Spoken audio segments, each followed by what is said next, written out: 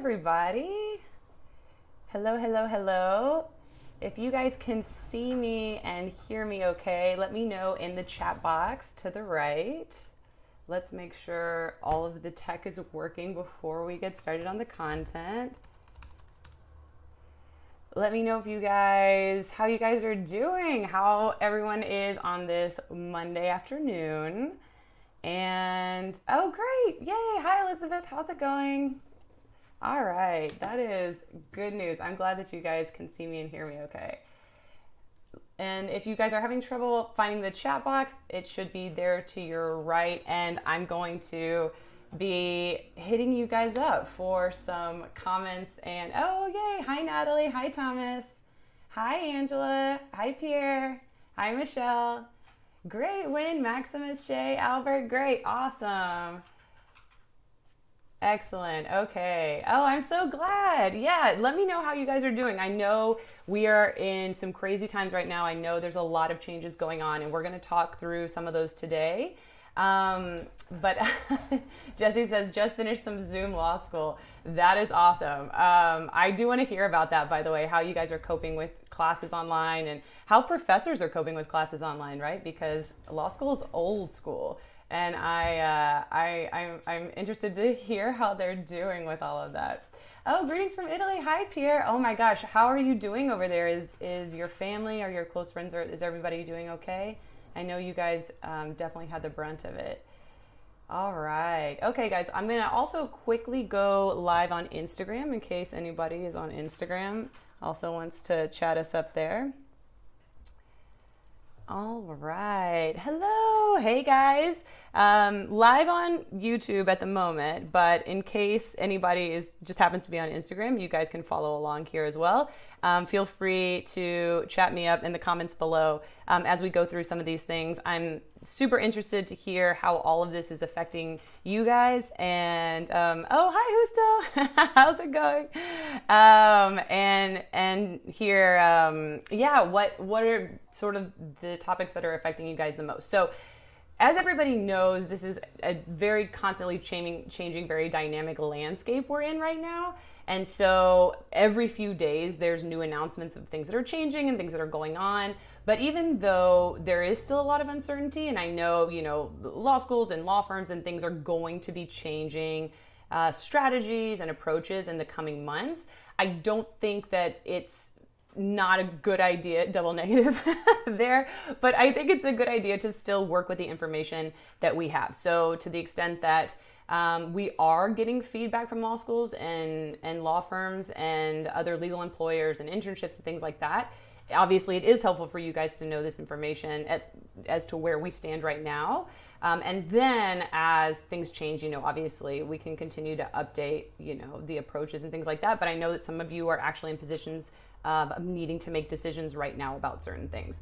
And so that was the impetus for this YouTube live. Hey, Jared. All right. Hey, Major. How's it going? Hey, Natalia. Hi, Sean. All right. Okay. So I have sort of the live stream broken down into three major topics, and it's how COVID-19 is affecting prospective law students, so those of you who are actively applying to law school, how it's affecting current law students, those of you who are in law school right now, and how it's affecting sort of people about to graduate or recently graduated, and so talking about the employment scheme and those issues. So that's how we're going to kind of break it down today. So if you guys have questions as we go along, please put them in the live chat. And as we kind of go, if there's something more specific that you want to dive into, or honestly, I'm also going to ask you guys for your input and feedback too, because I know that there's so many differences going on around the country right now. And so how these issues are affecting people in different law schools or different states are going to differ. And so you guys are feet on the ground, and any feedback that you guys have is really going to be helpful to everybody to kind of know how things are playing out in each different area. Okay, great. So let's go ahead and get started. And the first area that I wanted to talk about are law school admissions. So I know that some of you guys are in the process of studying for the LSAT, or were planning on taking the LSAT in March, might be signed up to take the LSAT in April or June. So I want to let everybody know kind of where LSAC stands right now, and just to give you the latest. I'm sure you guys are also following the updates, but obviously the March 30th LSAT was canceled. If you were signed up for the March 30th LSAT, you've been automatically signed up to take the April 25th LSAT. So that's, by the way, specifically to the US and Canada. If you're outside the US and Canada and also US territories, you have been postponed to take it in June. So the June 8th LSAT. So that is currently what the situation is. But that being said, as you can imagine, the April 25th LSAT is also very precarious right now. But LSAC has said that no later than April 10th. So this Friday, no later than this Friday, LSAC is going to make an announcement about whether the April 25th LSAT is going to happen or not. And if I had to guess, my guess is that it's not going to happen, and that anybody who's taking the April LSAT is going to be pushed to June 8th.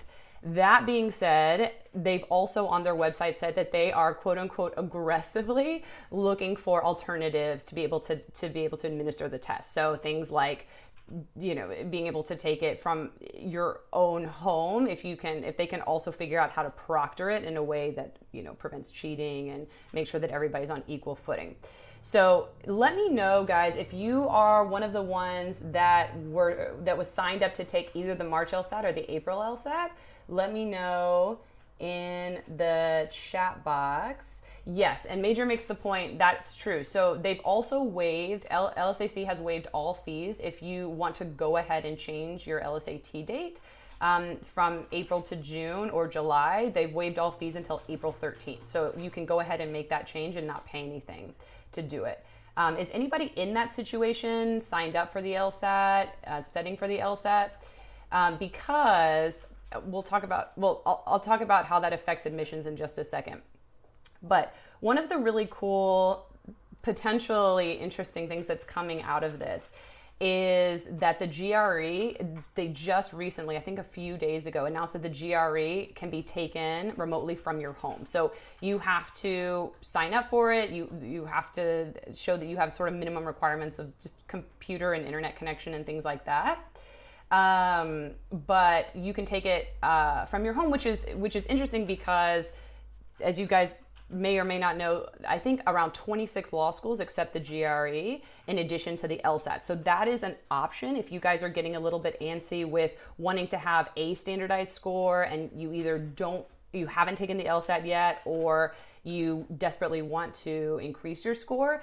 Taking the GRE is another option for some law schools that now you can take remotely. And so I was actually reading an article earlier today about how this might be sort of the up and coming shift from LSAT to GRE scores, because these law schools that accept it have always said that you can take either and they're not penalizing you for not taking the LSAT, for example. But no law school has really given any sort of publicly available information, hasn't released any scores for the GRE that they're accepting, sort of percentiles like they do for like the median LSAT, for example. So this is interesting, but as of just a few days ago, it's April 2nd, the GRE is an option to take remotely. Okay, yes, somebody asked, and Jav B 2011, I'm not sure if you were the one that asked me earlier or not, but the question of has the LSAT removed logic games yet? No, it has not. As of October 2019, it has 2 years to come up with an alternative to analytical reasoning, so an alternative to logic games. And I actually wasn't aware of this, but if you guys have been following the story, there was a visually impaired student that brought a lawsuit against LSAC saying that the diagramming and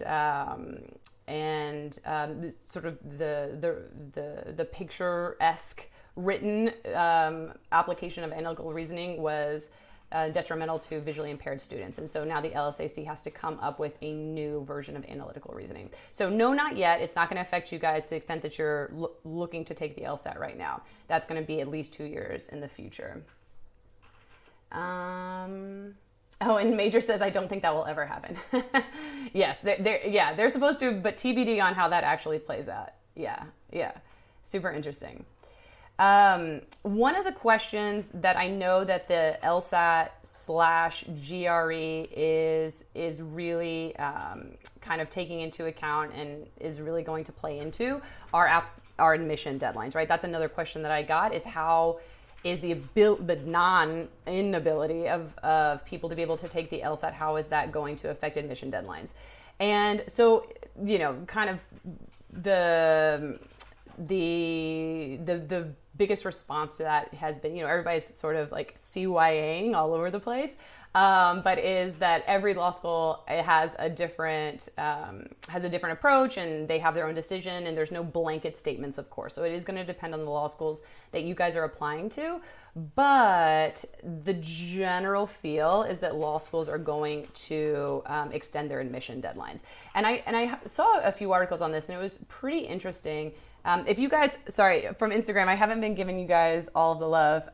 Hello. Yes. So we're also, thank you guys so much for joining us. Right now, we're talking prospective students. So guys who are, those of you who are looking to apply, most of the questions I've gotten are from people looking to apply for the 2020 cycle, but including people looking to apply for the 2021 cycle. So if that's any of you guys, chat me up. I wanna see how many people are being affected by this.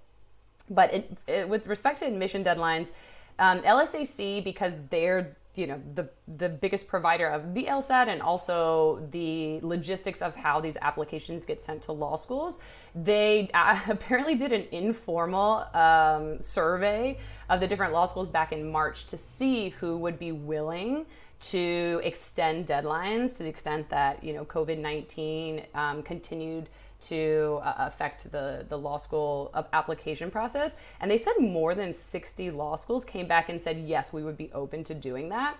And so, I don't think any law school, I haven't seen any law school that has come out officially and said, now our admission deadlines are X, are being extended by 2 weeks or a month or 2 months or anything like that. But the general feel is that, yes, those admission deadlines will be extended so that people, for example, taking the June LSAT or the July LSAT would still be able to apply. Caveat to this, if those deadlines were affected by COVID-19, right? So if you were applying in like a March, April timeframe, and those application deadlines were still in effect. Obviously, things that happened before early March, I would say don't count on it, but who knows? You can always reach out and ask and see if they would make an exception. The reason I was sort of convinced by some of the things I was reading in terms of why law schools, it would be in their best interest to extend the admission deadlines, because at the end of the day, they're also a business. Like, their business is teaching law students, and so a lot of them, to the extent that people can't take the LSAT or won't be able to retake the LSAT and might apply for the 2021 cycle, they're also incentivized to make it easiest for you guys to be able to apply so that they can continue to operate and continue to make revenue, right? So it's also in their interest to make sure that that people are enrolled in their school, and if you that's from sort of the business side, but also from just the altruistic, we're an institution that teaches individuals side. They want to be able to give you guys that opportunity. So obviously no law school has come out and said that they're extending deadlines. I would not be surprised if you guys start to see some of those announcements being made. Another question that came up was, how would this potentially affect the cycles for this year, 2020 and 2021? So for the people that have been on wait lists, the general sense is that this actually benefits you guys, because people who either aren't able to take LSATs until later or have decided to just postpone their application until 2021 opens up more waitlist spots, or I guess I should say reduces the competition for waitlist spots. So if that's you guys and you were on the waitlist and you weren't planning to retake the LSAT, then that potentially could benefit you. So thumbs up for you guys. But the sort of caveat to that is, if admission deadlines are extended and people continue to apply, then obviously that's going to be put back into the mix, and it's going to even itself out. One of the things that has been thrown around, and this isn't specific to this, the COVID-19 pandemic, but anytime that there's a recession on the horizon, or a recession that has not technically been declared but is pretty evident, which I think fairly is where we are right now, the percentage of people who go back to graduate school tends to increase.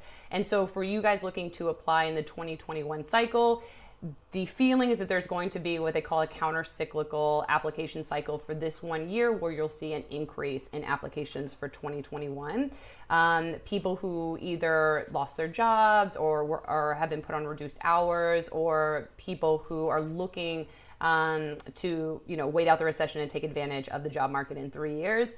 That generally tends to happen in a recession atmosphere or a recession imminent atmosphere. So that is, it's one of those things that happens, but keep in mind that if you are still looking to apply for 2021, you still are going to be in a position where you're looking for a job 3 years from now, which is a heck of a lot better than, the tough situation that new graduates find themselves in, heading into a job market where legal employers and law firms are a little bit worried. They're just hesitant, right? Because there's not 100% information out there yet. So even if you are the 2021 cycle, don't worry. You guys are going to be fine.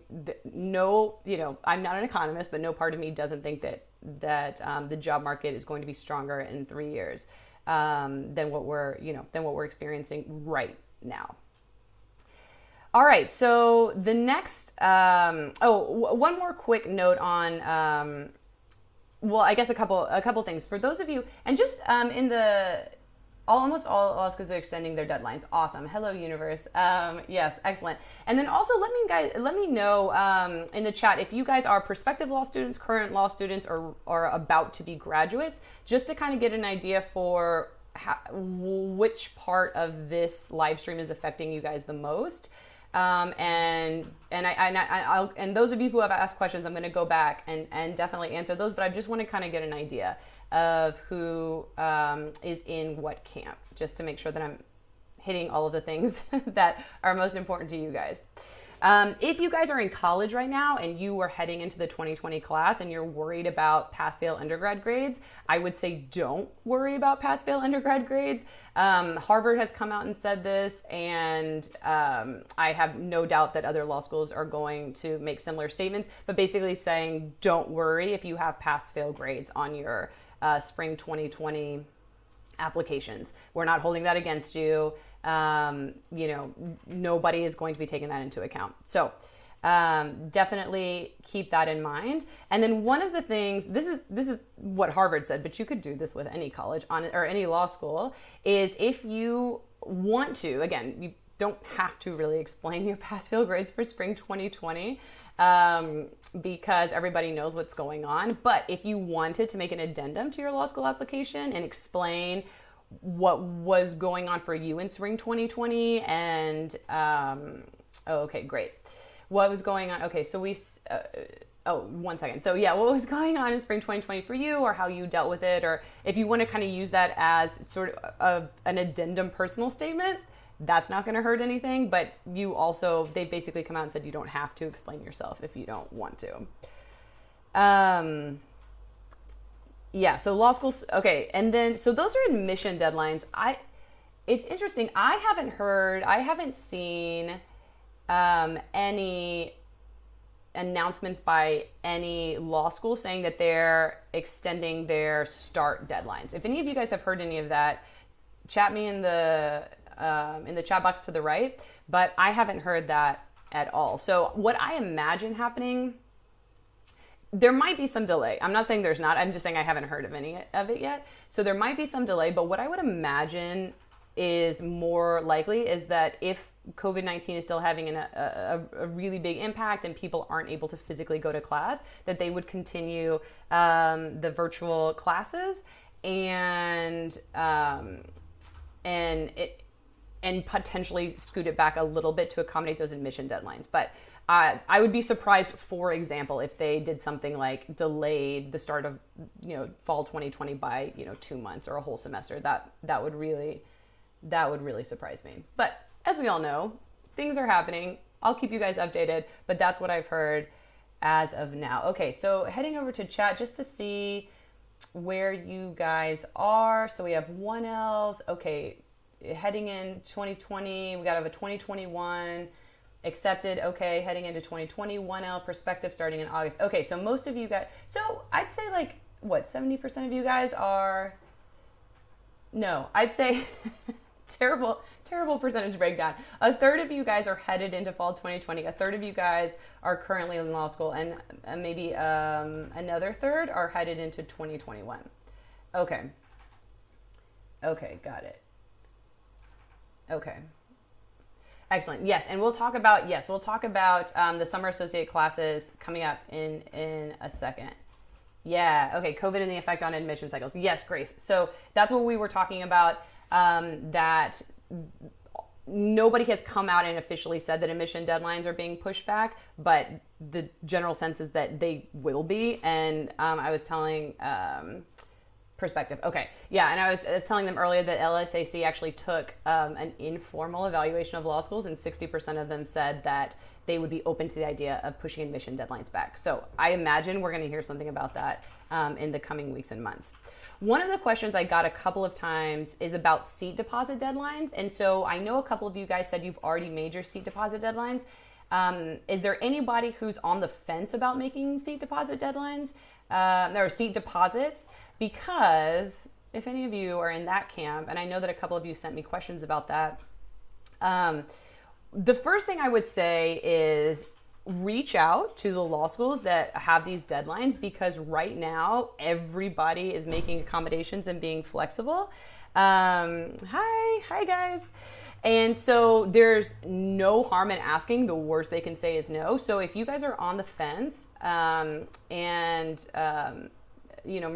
know a couple of you reached out to me with this question, but if you guys are on the fence, reach out to them and ask if you can have an extra month or an extra 2 months, or delay indefinitely until further notice Albert says on the fence. Okay. To be able to extend that seat deposit deadline. So, you never know. They could definitely say yes, given the circumstances. And I know that there are some law schools that are offering virtual admitted student days, so that you can kind of take a virtual tour of campus and maybe talk to some actual students. But I know that also doesn't, take the place of being able to physically go to campus and physically see a city, especially if you're not from that city.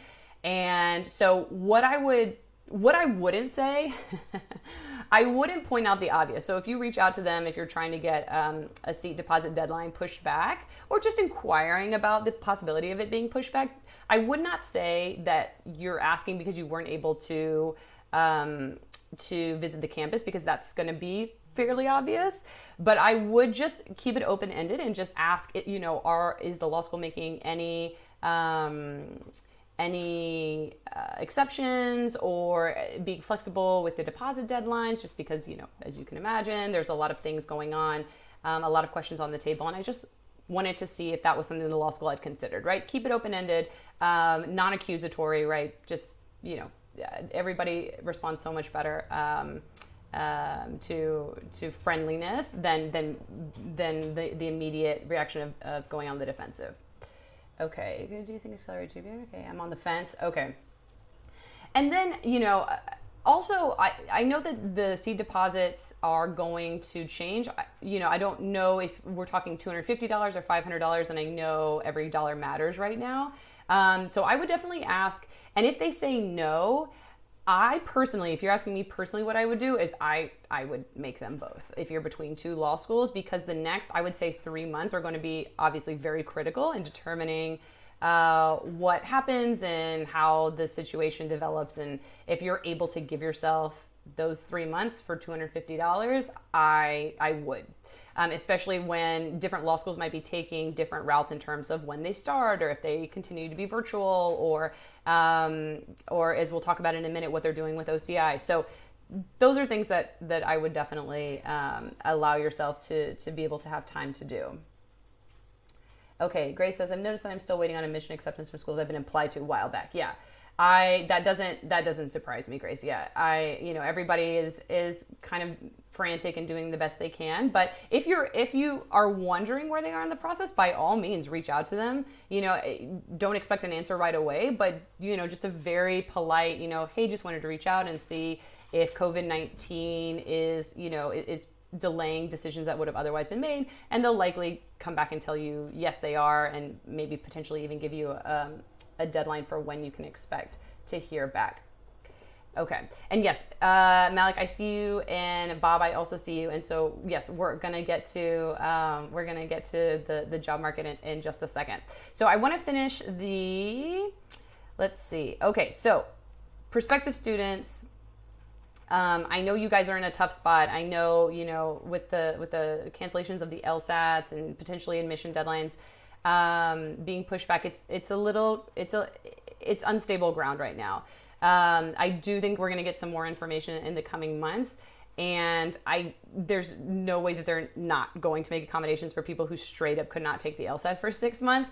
And if you guys are sort of getting anxious in the meantime and want to have a standardized score, remember, as we talked about earlier, the GRE is allowing tests from home, and you could always take the GRE and then take the LSAT when those are offered again, which is going to have to be eventually.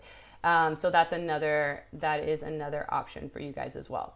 And we'll keep you updated on the admissions deadlines as those come out. But again, nobody has made any official announcements, but the general sense is they're going to be pushed back.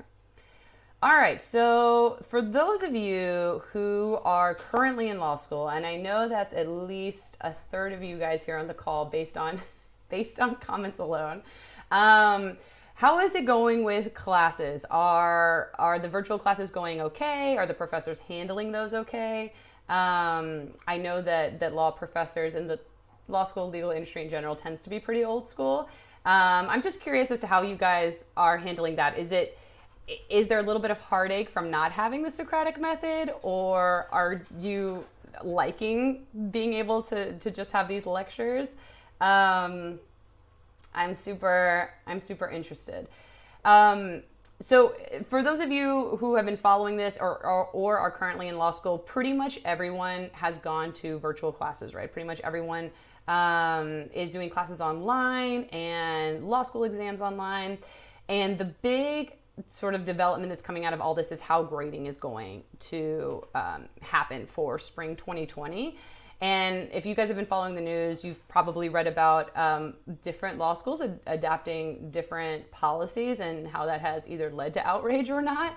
And so just to give you guys the most recent statistics, and I'll send you guys, I'll put in the comments some links to the extent that you guys want to follow up on these. But there is a Reddit forum link thread that has an ongoing updated spreadsheet for law schools and how they're handling grades, just in case you guys are interested. And so about 60% of law schools have gone to mandatory pass-fail. About 15% have gone to optional pass-fail. About 3% are sticking with regular grades. And then there's some that haven't reported yet. So 60, 15, 3 is the breakdown right now. Let me see how you guys, okay. They're still, Bob, you guys are still doing the Socratic method on Zoom. Oh, interesting. Okay. That's so crazy. So are they still taking attendance? Are they still counting people who are physically or virtually there? Right. She's one person. Jesse 0425. Regarding changes to class, I have one professor who has stopped class and we're just emailing in assignments. Lectures are great, but it's hard to focus on getting reading done. Yes, I hear you on that. And I'm going to talk about grades here in a second and kind of how to, what are some approaches to sort of going full out still, or, reining it back in and not spending as much time studying. So hang tight on that question.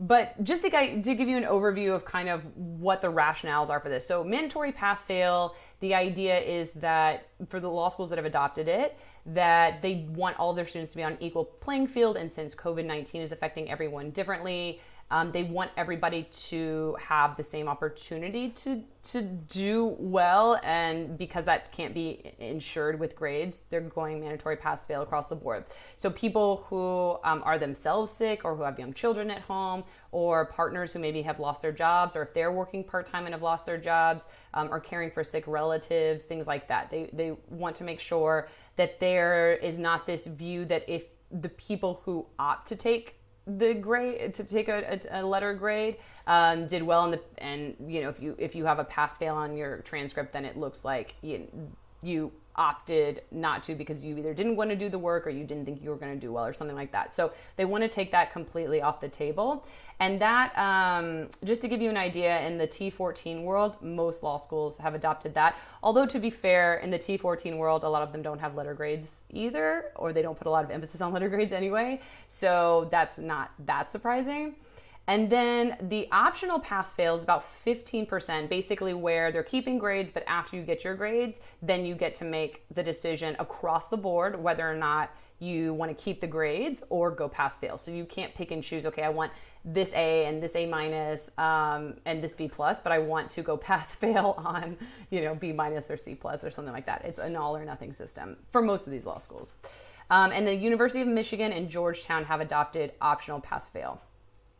And again, just to give you guys an idea of this rationale and what's going on with the different grading methods, is the idea behind optional pass-fail is that law schools want to at least give their students an option to have a letter grade on their transcript, because especially for if you're in a city or a state or a region that has multiple law schools, and some law schools are going mandatory pass-fail, they want their students to be able to compete against other law schools who perhaps haven't gone pass-fail, or just to give them a competitive advantage in the job market, knowing that it's going to be tough, a much tougher job market going in than we initially thought at the beginning of the year.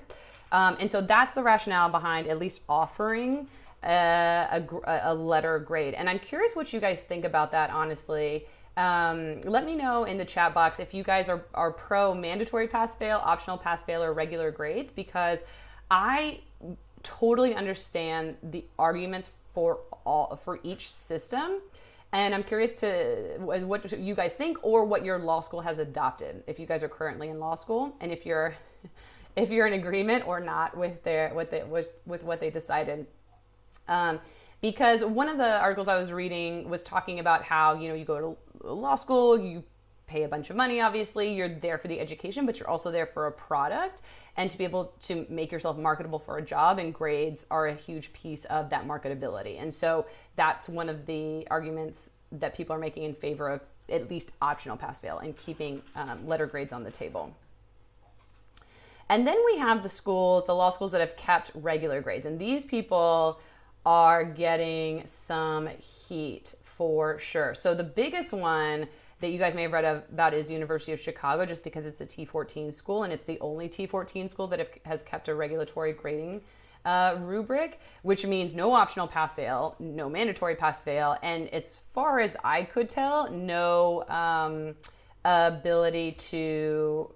Oh, there might be an ability on a case-by-case basis to argue that you were affected by COVID-19 to such an extent that mandatory pass-fail needs to be assigned to you. But for the most part, normal grades. I'll be interested to see how this plays out, because I think the University of Chicago is going to get quite a bit of heat and continue to get heat.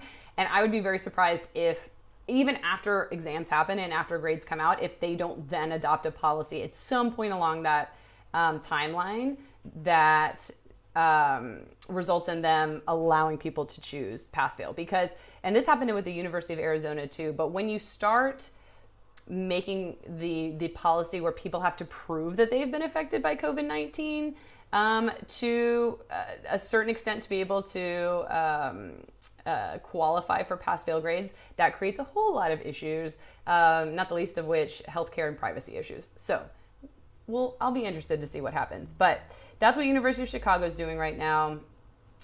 University of Georgia and Georgia State also got a lot of flack for this. it's interesting because University of Georgia said that they're adopting a relaxed grading curve, so maybe grades, but not on the traditional B plus curve. And then, potentially that could also mean no curve at all.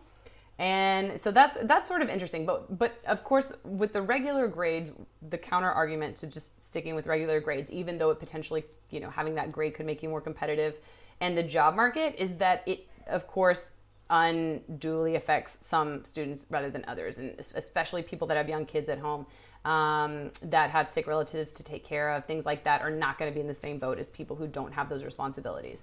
So I'm gonna let me see what you guys are in. You're in mandatory pass fail, right move. Okay, pass fail is better. Optional pass fail has to be opted into before you even see your finals. Oh, Sean, that's crazy. What law school do you go to? That's pretty nuts. I think they just did mandatory pass fail. Okay. Everybody will still get a job because it's University of Chicago. Yes, no, that's true. But that's why, that exact reasoning is why so many T14 schools just went pass fail, because their students are going to be really competitive anyway. And so, you lose nothing by going pass fail, I think, is the idea. Yeah, super interesting. Yeah, Sean, and anybody else who's in a school where it's optional pass fail, but you have to choose before the exams, let me know. That's pretty, I feel like I've heard that, but I don't know that I've seen what law schools that actually applies to. And I do have this whole thought process about whether or not I would personally take the grade or the pass fail. If you guys want to hear it. DePaul in Chicago. Okay. If you guys want to hear that, I'll just tell you. Okay, so I think it's, some categories are easier than others, right? It depends on what year you are in law school. It depends on where you currently fall in the class ranking. It depends on what job you're trying to become competitive to apply for. Obviously, if you're at the very top of your class, so like top 10%, 15%, maybe even up to 25%, and you are competitive for the job that you want with that class ranking, I would say no reason to risk it. If you don't have that option to opt in for pass fail after the grade. If you are in the bottom half of your class and you are interested in becoming, and you're interested in applying for some of the, larger law firm jobs or federal government jobs or things like that, then I think you lose nothing by taking the grade, because, schools might not apply such a stringent curve. You never know. I don't think they would have come out and say that, but they might not apply such a strict curve. And they may not apply a curve at all. I think the harder decision would be if you're between like the top half of your class, so 50th percentile and 25th percentile. And I think for that section, for me, it would depend on how much was I affected by COVID-19, what other, responsibilities or anxieties are going on in my life. Do I feel like I've been able to keep up with the studying process? And if so, I think all else being equal, I think I would go for it. I think I would go for the letter grade, because I don't think a lot of people are going to, and I wouldn't feel like there's any way that they could, in good conscience, really, required that strict of a curve if they're not then going to let you go pass fail after the grades. So that's what I would do. I think if I were in that position, I think that's how I would go. But let me know what you guys think. For anybody out there who's in optional pass fail, if you've made up your mind about what you're going to do, I'm super interested. Okay, so so there's a few other sort of side issues that some people might be dealing with, and one of those would be people in the transfer bucket. So if you guys are interested in transferring, usually the time period for that is after first year, right? So if you're going to transfer to another law school, they look at basically exclusively at your 1L grades. They want to see where you are in your class ranking, and for the most part, at least from what I've read and what I've heard, is that they will look at your first semester grades if you apply early, right? Because you won't even have your second semester grades. And so what they might be doing with transferring is either exclusively looking at first semester grades, which honestly I think will probably happen, Or potentially what we'll talk about in terms of strategizing law school in a second. You might potentially, this would also depend on if you're a mandatory pass-fail or optional pass-fail, but potentially be able to use those grades, or potentially be able to use summer school grades if your school is still offering summer school, which we'll talk about in a second. But I think that's what will probably wind up happening, just because law schools have so many other things that they're dealing with. I imagine that first decision is going to be made on first semester grades only, unless you opt to take the second semester grades. But definitely reach out to the law schools you're looking at, because if they if you did amazingly well first semester, that's question answered. I would just take those grades. If you want the opportunity to be able to raise your grade second semester, then I would go for the grade, especially if you're shooting for a T14 to transfer into. Hello Universe says, could you save the live stream here on Instagram so we can? Yes, I am recording this, so absolutely, guys. I'll be uploading it later. I might edit it a little bit just to get you guys the high points as quickly as possible. But yes, I'll be uploading it. All right, so this also affects, I know some of you guys said that you're 1Ls, and again, if you guys have heard anything specifically about your law school, please chat us in the chat box so that we can all benefit from that information. But one of the things that I know is going to be affected for 1Ls is law review. So law review write-ons generally happen towards the end of the summer after your 1L year, and to then make the law review or not your 2L year. And it's interesting because some law reviews are very blatant about how 1L grades play into the application and acceptance process, and they straight up come out and say, if you were in the top 10%, you're automatically on law review, or if you were in the top 10%, your grades have an impact, maybe like a percentage impact of your write-on application. And some law schools really keep that on the DL and don't say anything. And just so you guys know, every law school is going to do it differently, but it's not uncommon, I guess is the best way to say it. It's not uncommon for law schools to take into account 1L grades, or law review associations to take into account 1L grades. And so some law schools have the cutoff saying if you make X, if you're X percentile in your 1L class, then you're automatically on law review. And so I think probably we're looking at a scenario of either one of three things. If it's the law reviews might just take your 1L fall grades, and that could be the grade determining factor.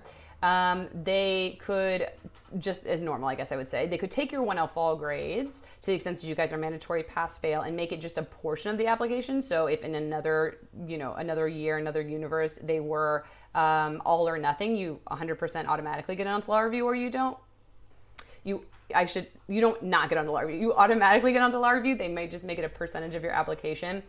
And the third scenario is they take grades out of it completely and just have the law review write-on application be the sole determining factor.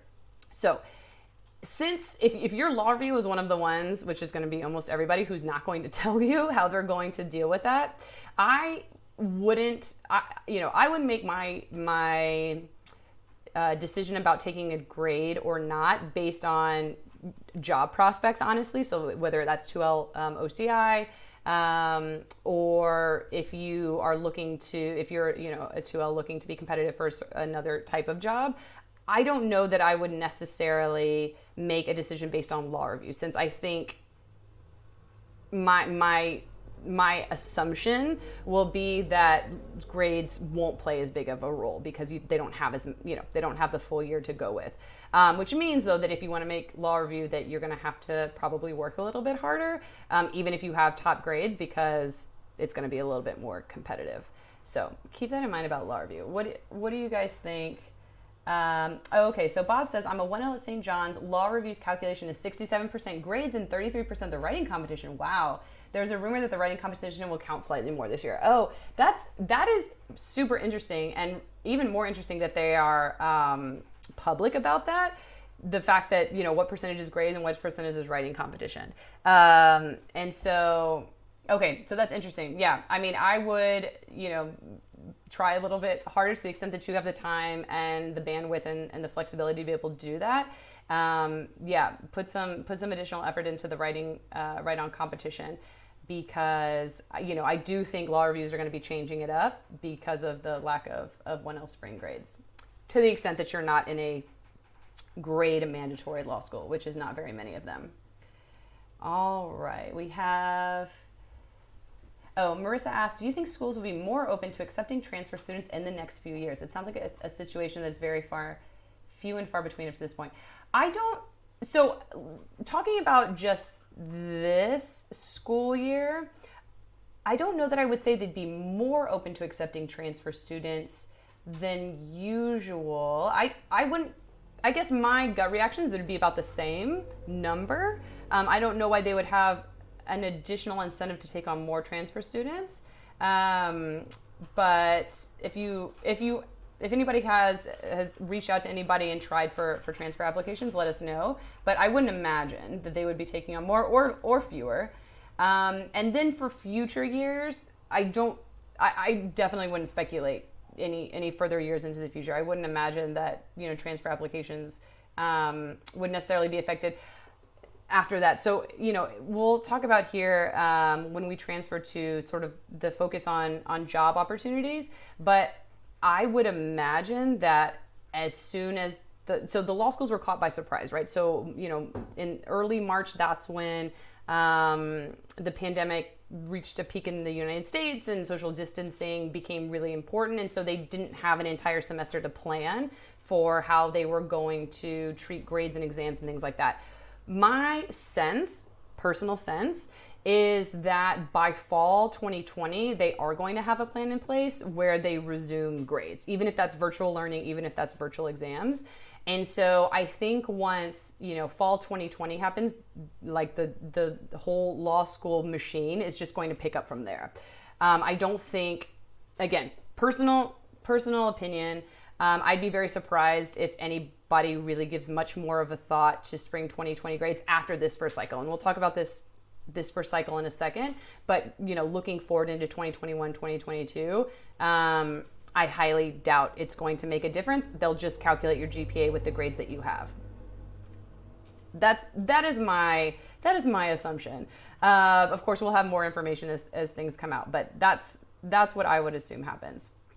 And then the before we switch over to grades, for the sort of legal hiring and job market areas, the last thing I wanted to let you guys know, for those of you who are personally affected, but if you're not, just as an FYI. So with respect to the bar exam, it's given twice a year, traditionally at the end of July and at the end of February.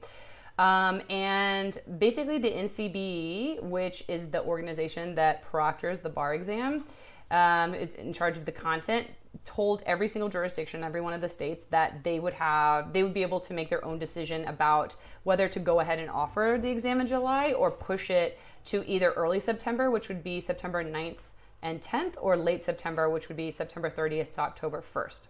So as of right now, every state gets to make that decision between those three dates: late July, early September, or late September.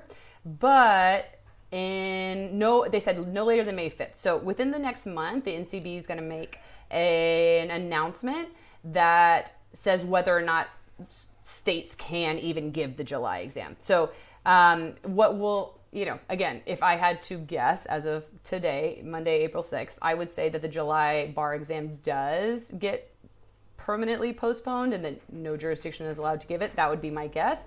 And that the makeup exam would be beginning of September, end of September.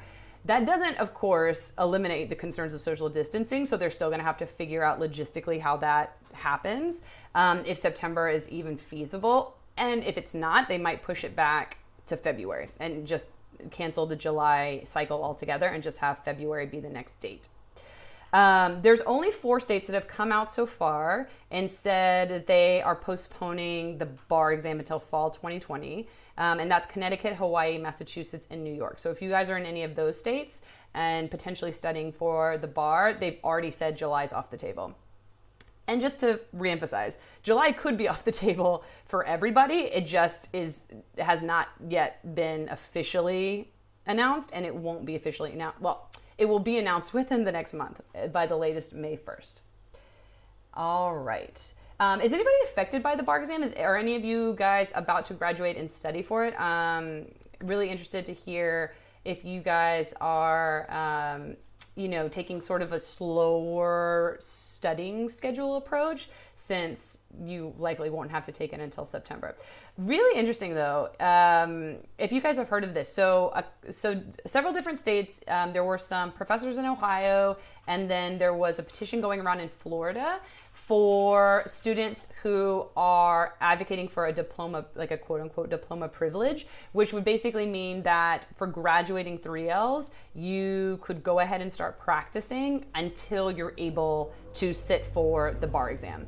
And so that hasn't been approved yet, but that the cries for that to happen are increasing with each passing day, just because they're basically arguing that even if you delay the bar exam past June, right, to September, there's no guarantee that the COVID-19 effects will be finished by September. And so if you are then delaying it till February, what is everybody supposed to do? You're basically preventing an entire class of capable lawyers from not practicing law. So this diploma privilege thing, you guys will probably hear a little bit more about, and it'll be really interesting to see if that continues to be adopted. All right, cool. So one of the things before we move on to job stuff is, and this is for those of you who are currently in law school, regardless of, I guess if you're currently in law school and you have regular grades, then I assume everybody is studying like normal as much as you possibly can, and not banking on the fact that the schools that are still on the regular grade track might switch to pass fail. That's what I would do in your shoes. I think that they will ultimately give the option for pass fail. I think it would be a little nuts not to, but since they haven't yet, I wouldn't operate on the assumption that they are, and would just study like normal and take tests like normal. And at the very least, hope that they don't curve the classes. I think that at least would be something that they could do. Just, speaking from my personal opinion. But if you guys are on pass fail, I know somebody was asking this question. Let me see if I can find it further up in the chat, but I think somebody was asking, well, what strategies or what approaches can we use, or should we adopt for a semester that we know is not going to be graded? So I was thinking about this and about what I would do if I were in that situation. I kind of went through in what scenarios, like where I was in the class, and obviously like what time commitments I had and what flexibility and all of that I had in terms of whether or not I would take the grade or not for optional pass fail. But if you are already in a mandatory pass fail, there are still some things that you can do to take advantage of this semester. So if you are in a situation where you are completely overwhelmed and you're taking care of people who are sick or young kids, or you have, you're in very dire financial circumstances, where, you have housing issues or food issues or things like that, then I'm not speaking, I don't mean to imply that you should be adopting all of these measures. You should obviously be dealing with all of the needs of you and yourself and your family. But if you are in a situation where you have housing, you have food, you have an internet connection, you have free time to be able to allocate to studying, then I would still go through the movements of the studying process. And I know everybody does this a little bit differently, and I teach this, a very specific way, but you're basically getting a free chance to practice studying and taking law school exams. And this really applies to the 1L. So 2Ls and 3Ls, you guys know the drill. And, and you don't really need practice taking law school exams. But if it's your 1L year and it's your 1L spring, you likely have only taken one round of law school exams. So I would still, it's basically pressure off, just learn, you're focusing on learning the material and taking law school exams. And so I would take some practice exams and send them to my professor and say, hey, can we go over this, so that you basically get free tutoring on how to take, law school exams from your professor, to the extent that they would be willing to go over a hypo problem with you. So I would still go through the process and get that, in addition to learning the material, which of course is what most of us went to law school for, you would also get this, sort of free pass of practicing how to do it well.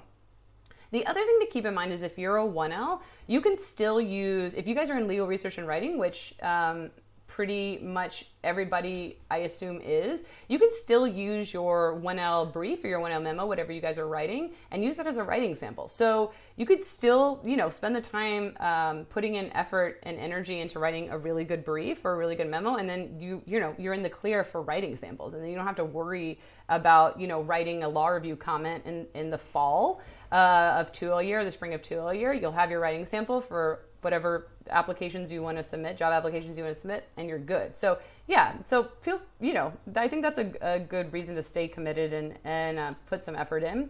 And the other thing that, in terms of, just thinking through like all the things that you could do in advance to put yourself in as helpful a position as you can going in to your 2L year. And this also applies to 2Ls and 3Ls, but 1Ls especially, is to reach out to your professor for virtual office hours. And yes, if you have questions about the subject matter, of course you can get your questions answered, but really this is a good opportunity to get some one-on-one time with a professor in a very low-key environment, because grades aren't on the table, so they may be a lot more willing to talk to you about real things.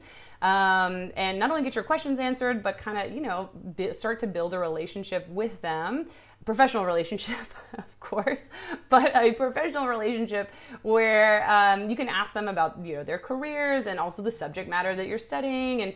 And I wouldn't ask this in the first, the first meeting, but you can then ask them if they would need any help with their research this summer, potentially get a research assistant position, especially for, which we'll talk about in a second, those of you who are worried about the summer internship situation. So take that as you will, but I think that's a good opportunity not to be missed, to really build that up with your professor. And then what we talked about, law review write-on. So that's not going to happen until later in the year, but in order to be able to, spend extra time on your law review, try to get everything else, out of the way as early as you can. And that honestly, we talked about, or I mentioned this a little bit earlier, but for those of you who, and we'll talk about this with summer internships, but I do want to mention it now, who are, looking for something for the summer, or have been canceled on for the summer, and or want to make yourself as competitive as possible for 2L year and put yourself in a good position going into 2L year, consider summer school, because to the extent that law schools are still offering summer school in the COVID-19 era, check that out. Check out when the deadlines are to sign up for that, because that was one of the best pieces of advice I ever got in law school, was to sign up for a summer school course, because that's 3 hours you don't have to take during the semester, which opens you up to taking, signing up for externships or taking on jobs or working with a judge. And to the extent that, law schools sort of have their system in place for grading by the summer, then that, that could also be another way to raise your GPA if you guys are looking for opportunities like that, especially since, again, even if they're offered if they're offered for letter grades, they may not actually be curved, especially in the summer school setting. And even if they're not offered for letter grades, so even if they're pass-fail, then you guys will still have credit hours out of the way, and you can start that job search and that externship search earlier than other people will be able to. So I think that's an interesting thing to keep in mind. And then for those of you guys who are 2Ls, potentially 3Ls, who are looking to apply for clerkship, is that anybody on the call right now? Anybody looking to apply for judicial clerkships? Because you guys may have already started that process. Usually the process starts in 2L spring. So getting your applications together, getting your rec letters, your referral letters together. And then at least for federal clerkships, that portal opens. It's called Oscar, and that portal opens June 15th. And I checked online today to see if they had moved back the deadline, and they hadn't yet. So as of now, it seems to be still June 15. But the only sort of note that they had about it was that so that you guys know, the federal law clerk hiring plan is a plan. Judges don't have, first of all, it's only federal judges, so not state judges, and federal judges don't have to follow it. They're encouraged to follow it. But as part of that plan, the idea is that you can apply online, but not all judges have online applications. Some of them have paper applications. So the only thing that Oscar looked like it was trying to advance was for those judges that have paper applications to help them get adapt to online applications, basically. But they didn't say anything about the deadline. So that is still up in the air. Continue with your applications with that, assuming that June 15th is still the deadline.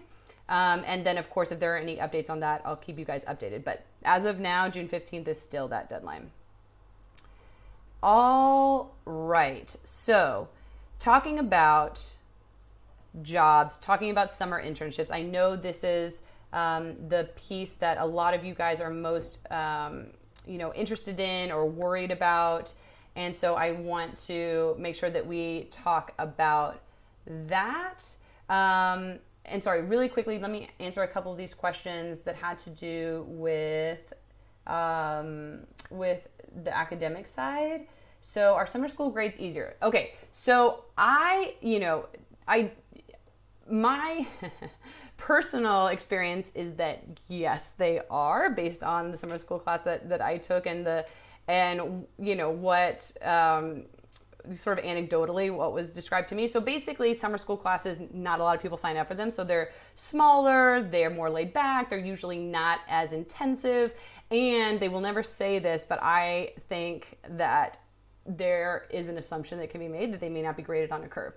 I, of course, cannot say that with any authority for individual law schools, but if you know of anyone who's taken a summer class, feel them out, get some feedback on the professor, the course material, the intensity, how they thought it was graded, because, again, there's a chance that it could be an advantageous way to improve your GPA. And again, even if it's not a letter grade that they're offering right now because of COVID-19, it could still be a way to get hours out of the way for 2L and 3L year.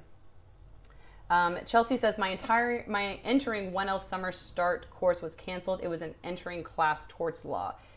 Does that, Chelsea, just to be clear, was that a course for credit, or was that a course to sort of like an introductory, this is how law school operates course? I'm just interested. Okay. And then Sharon asks, do you think waitlisted students that were below average will have a better chance this cycle of coming off of the waitlist? I've seen a lot of students asking to defer starting in the fall. So Sharon, I touched on this a little bit earlier, but I think from what we're seeing, the answer is kind of slightly yes, like slightly potentially yes, because people, like you said, you'll see people deferring. People that aren't able to take the LSAT might just decide to apply in cycle 2021. So even if those admission deadlines are pushed back, the idea is that, let me see if I can get Instagram stories up and going as well, but or Instagram Live.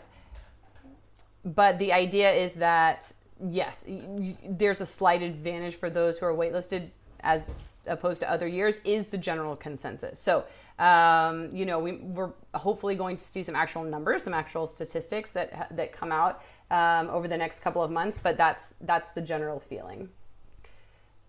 Okay. And then, yes, okay, so we'll talk about talking about summer internships, summer jobs, summer associateships. I know that that's on a lot of people's minds. And so for those of you guys who already have law firm jobs coming up, so this summer 2020, let me know in the chat box, just so I can see how many people are affected. And also if you've heard back from your law firm, if you guys have had any sort of announcement or communication from your law firm, let us know, just so that we can get a sense for personally how law firms, like individually how law firms are handling this. But the options on the table for summer jobs are, of course, one, they continue as normal, where you have the same start date, you have the same end date, you have the same salary, and then the only thing that might be affected are obviously like how you get your work assignments, how training happens, how they handle that virtually. I don't want to say the more likely scenario, but what law firms are starting to do, some of them are starting to come out and do, are to delay the start date, so cut back on the summer program themselves, and or to cut the summer associate salary. So if you're talking about a big law firm, usually the summer associate salary is going to be a weekly salary based on what you would get as a first year associate, and they just break that up per week. And then if it's a 10-week summer associate position, they give you 10 weeks of what would be a first year salary. So we have, Jesse says, I have an SA job lined up. They have not communicated anything. Okay. So what I would recommend, and again, it depends on if you guys have heard anything from your law firm, but right now we're at the beginning of April. I think in the next couple of weeks, if you're taking exams, I wouldn't worry about it. I would just focus on taking exams, but within at least 3 to 4 weeks before, I would reach out to them.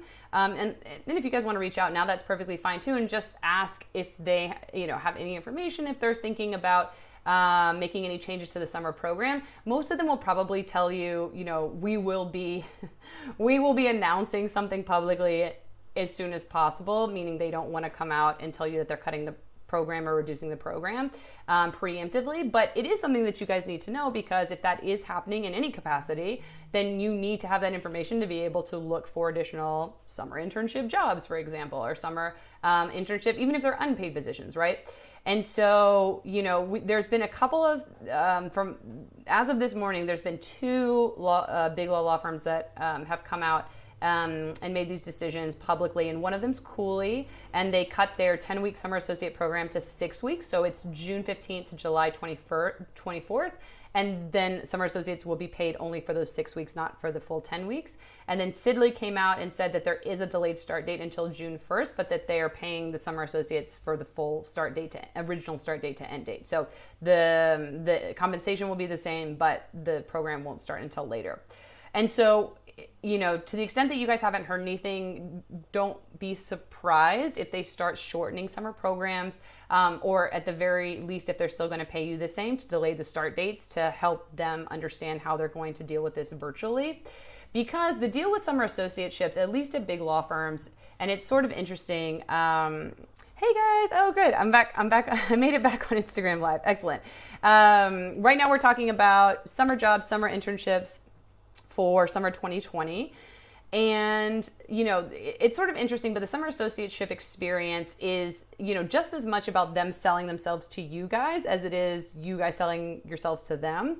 And so, traditionally over the last, million years, but seriously, they want to make a good impression on you. So that's why you have these summer associate events, and that's why you have lunches and you have dinners and you get to know the partners and you go bowling and you go, to the movies or whatever they take you, is because they want to recruit you. They want you to choose to work with them.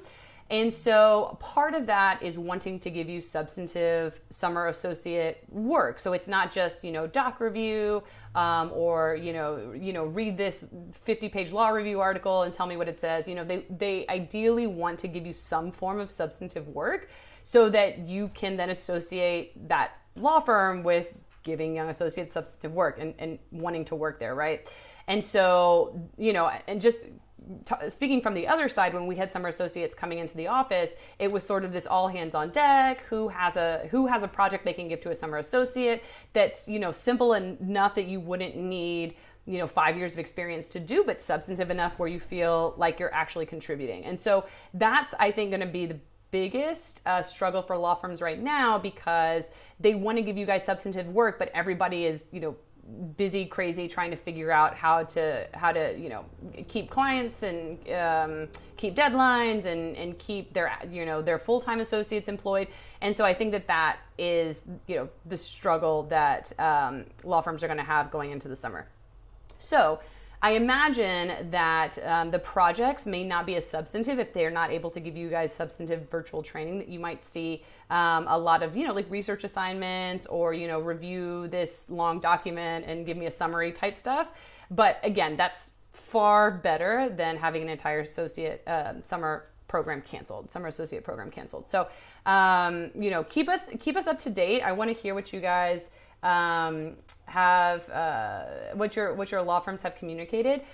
But what we'll talk about next is if you find yourself in a situation where your internship or your summer associateship is completely canceled, is off the table. So again, I haven't heard of any law firm straight up canceling their summer program yet, but if it happens, you guys are, what I'll tell you is the same thing I'm going to tell people who are 1Ls who are heading into what would have otherwise been just, sort of the normal unpaid internships. Or if you're a 2L and you are heading into an unpaid internship too.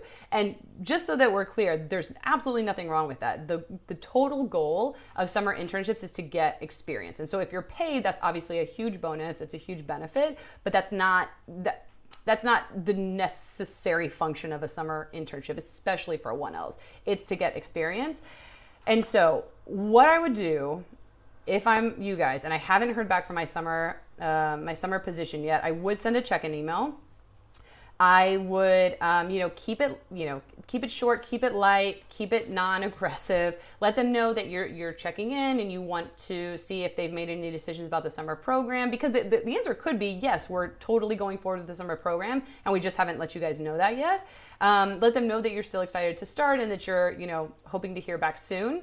And, the play here, I would say, is that if there's any way that I could do virtual work for you, I would be, completely open to that, completely willing to do that.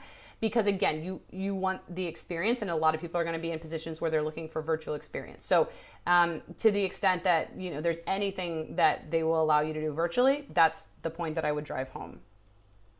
If you guys do have your summer internship canceled and you are looking at a summer where you have nothing substantive to work on, there are a few ways that you can get substantive experience. And so I'll include this link, but there's a really cool article by Above the Law where it talks about 5 different ways to do remote pro bono work.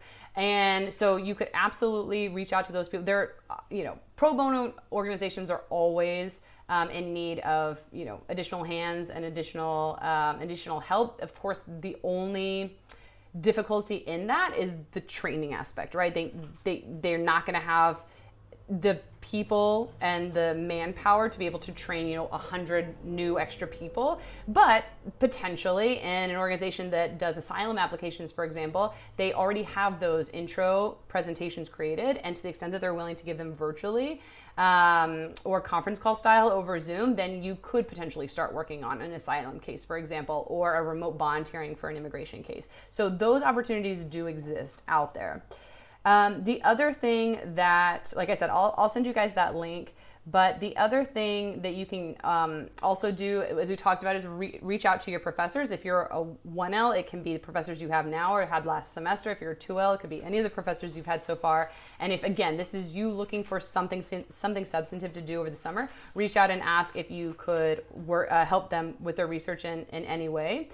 The other groups that are doing a lot of pro bono work right now, the ABA, the American Bar Association, also state bar associations. So wherever you're in law school right now, they're doing, weekly legal line calls. So people who have been affected by COVID-19 and have legal questions or legal matters come up, they're helping answer those questions. And I know that that's a little intimidating for somebody, in 1L, if you're a 1L or even if you're a 2L, that you would require training to do, but you can absolutely reach out to them and say, hey, I'm here, I'm available, I'm willing to do any sort of training, read any sort of manual that you need me to read. I really, really want to help out with this, and see if they'll let you take some of those legal line calls. So that's another option. And of course, we talked about the RA position. We talked about summer school courses. If your law school is offering summer school courses, then that's a great way to spend your summer as well.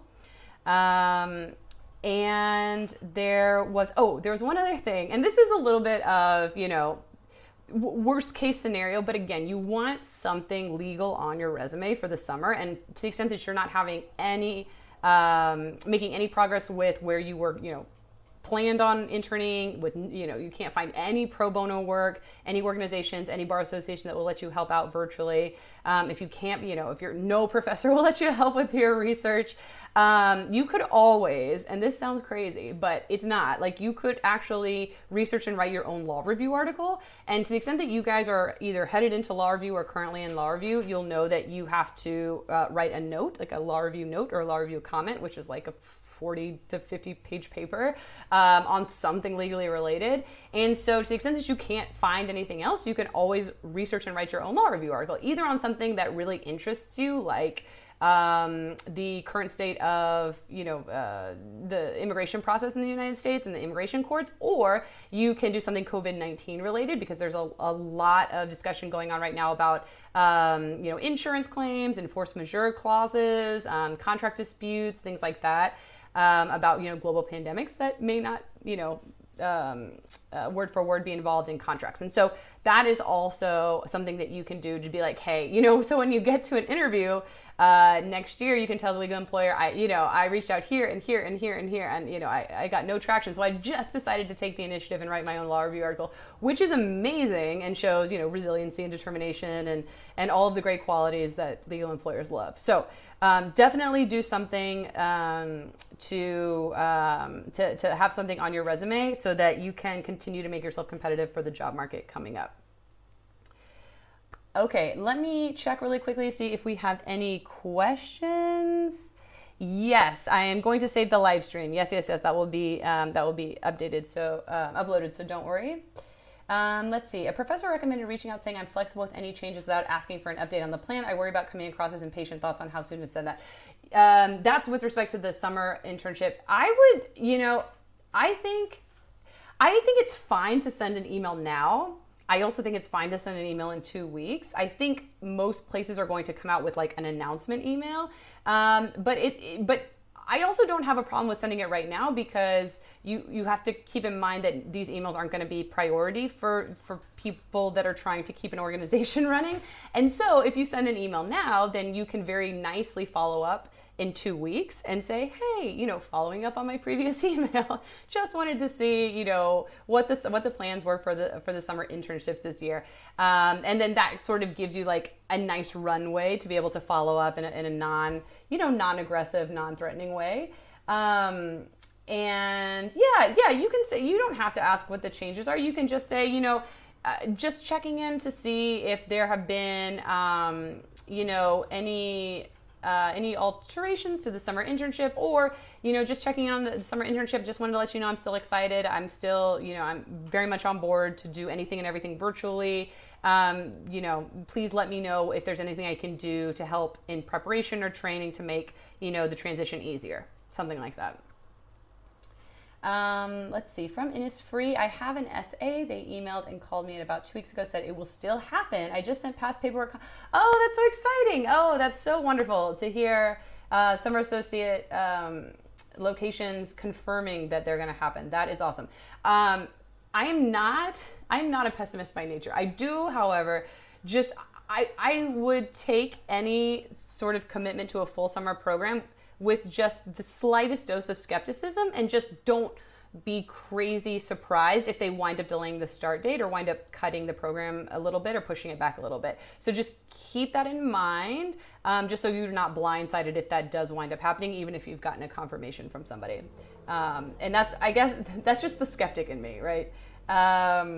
Let's see, a friend of mine, his SA position was canceled, so he will just work as a paralegal over the summer. Okay, I wonder what his position was before. Was he like a legal summer associate, and now he's a paralegal? That's still great. I mean, that's still awesome legal experience, and if they're paying him or her, even better, even better. Another option for the summer is to take the NPRE if you're not doing anything. Yes, get the NPRE out of the way. Anything you can get out of the way, that's great advice, Bob SMO. So you don't have to worry about that next year.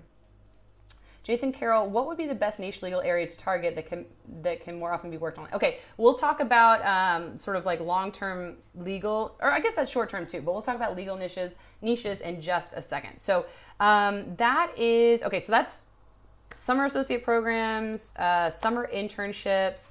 if you guys have any other questions about that, I know there's a lot of non-information right now, and we don't have all of the answers, but to the extent that you have something that either I can help answer or maybe somebody in the chat can help answer, go ahead and throw it in there and we'll do our best to answer it. All right. Okay. So, Sean Foster, how will employers feel? How will employers feel about pass-fail grades? I'm going to talk about that with OCI in here in just a second. But yes, good question. Okay. So the last thing, or not the last thing, but if you're 3Ls and you have a permanent offer from a law firm in hand, and were previously going to start September, October is usually the normal time frame for starting. In 2020, let me know if any of you guys have heard from your law firms or legal employers. And I just want to take a second here to give you guys sort of a flashback to what happened in 2008 and 2009. So when I was in law school, I started in 2008, which meant that the 2L OCI was happening in fall of 2008. I was a 1L, but 2L fall, the class above me had 2L fall OCI, and all the legal employers did a normal OCI, hired a normal summer class, whatever that was for them, 10 to 20 to 30 associates.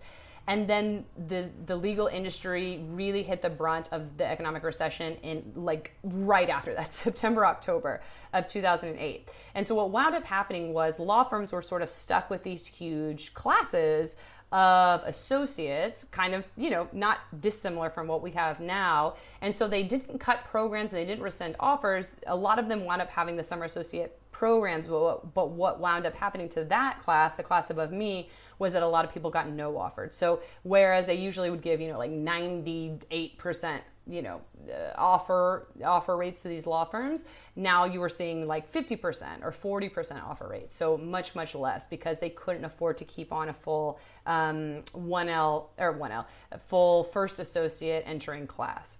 And then what wound up happening for the next year, which was my year, when we started 2L fall OCI, we were, a year into the swing of the recession. And so law firms already knew that they needed to pare back and couldn't support a full associate class. And so they just wound up hiring a much smaller associate class with us. And so those offer rates stayed high, meaning if you got a summer associate clerkship for the following summer, you had a good shot at getting a permanent offer because they had already scaled back on the front end, if that makes sense. And so for those people who already had offers in hand, what a lot of law firms did was they deferred them for a year. So there might have been some rescinding of offers, but a lot of what big law firms did was not that, but they said, okay, we'll pay you half salary, like we'll pay you $90,000 and to start in a year. And during that year, during the year of you not working, you also have to get substantive legal experience, like X amount of hours. And a lot of people did like nonprofit work during that year. So it's interesting because the timing of this is like 6 months later, which is in the calendar year, which is really interesting because I think that, a couple things are different. One, the timing of it. So I think instead of potentially, eliminating summer programs or no offering people, I think they might try to cut the summer programs in a way. I guess this kind of goes to my second point, but from what I've read, and I'm interested to see what you guys have read as well, but everybody's sort of waiting to see what happens in terms of making like a longer term call or a longer term strategy, because in 2008, 2009, people knew this was going to be a big hit and it was going to take years to recover from. And so a lot of law firms knew that there was no way that they could support a big entering class. And so that's why they were no offering people, and that's why they were deferring people. But with this situation, from what I've read and just generally speaking in industries across the board, people tend to think that the economy will bounce back faster once COVID-19 has, reached its peak and is coming down the other side. And so I think what people are interested in, or what employers are interested in seeing, is if we make cuts right now, so cut back rather than eliminate, maybe we can more quickly recover and bounce back, a a couple of years in the future, as opposed to eliminating entire classes, which is what they did in 2008, 2009. And then 3-4 years down the road, they were, they had these huge holes in their summer associate class bases because they didn't have any third years. They didn't have any fourth years, And so that's, I think, at least what we're seeing now. And I think that's interesting to see if that continues to go forward, but more cutbacks rather than eliminations or no offers. So TBD on that, but I have not heard of any law firms rescinding permanent offers yet. So if you guys have heard anything like that, let us know. But as of now, we haven't heard anything. And then real quickly, before we get to the OCI process, I do want to talk to those of you who are about to graduate. 3Ls that are looking at a graduation date of May, and quickly make a comment on student loan debt. So just to make sure that everybody's aware, the CARES Act was signed March 27th, and it did affect at least federal student loans. And so the vast majority of federal student loans are going to be suspended until September 30th, meaning you don't have to make payments on them, and there's going to be a 0% interest. So any payments you do make, which you can still continue to make, will have no interest. So all of that will go to principal, which is awesome. The bad news, of course, is that the CARES Act only affected the majority of federal student loans. It didn't affect private loans. And so there are some private lenders who are pausing payments for 30, 60, or 90 days, but I think all but one, I think there's one private lender that has come out and said that they're going to decrease interest rates to 0, but everybody else is still maintaining their interest rates, which means, just so you guys know, if you're in this boat, if you're not making payments for those 30, 60, or 90 days, that principal amount is continuing to accrue interest. And so you could wind up actually owing more. So just, please be aware of that. Please talk to your lender to see what their grace periods are and what their interest rates are, because what I don't want to have happen is people stop making payments thinking that, they have a pure grace period, when in fact, what's really happening is that interest is continuing to accrue and you're going to wind up owing more. So check out your federal student loans, check out your state student loans, private student loans, if you guys are in that category. And let me just quickly see if we have any questions. Is there anything we should do to be more competitive now about OCI? Hoodsy B, current 3L, I got a phone call last week from the firm that I have a standing offer, who reassured me that I'll still be starting in September in the practice group I chose. Oh, that's so excellent. Hood is B. That is fantastic news. I'm so glad. And that's fantastic that they've made the call this early, right? Because that's a pretty confident statement to make that in, 6, 7, 8 months, that position's going to be there and be in the practice group that you pick. So that's awesome. Let's see. Grace asks, how should prospective students tackle their 1L job search in a year with everything going on? Yes, we're going to talk about that in just a second. And then good practice areas to consider for long-term stability. Yes. Cool. Okay. So let's get right to that, because I think that is what is on most people's mind right now, is the OCI hiring process and how that's going to work and how to make yourself competitive and how to approach that. And let me just see. Okay. So no questions on the Instagram live. You guys have been very quiet. Just so you know, you are free to ask anything and everything that you would like. I'll pay more attention to the left side of the screen than I have been. Sorry, guys. But okay, so OCI hiring process. So not everybody has come out and said exactly what they're doing, but there have been a few law schools that have come out and said that they're pushing OCI back to spring 2021. So January 2021.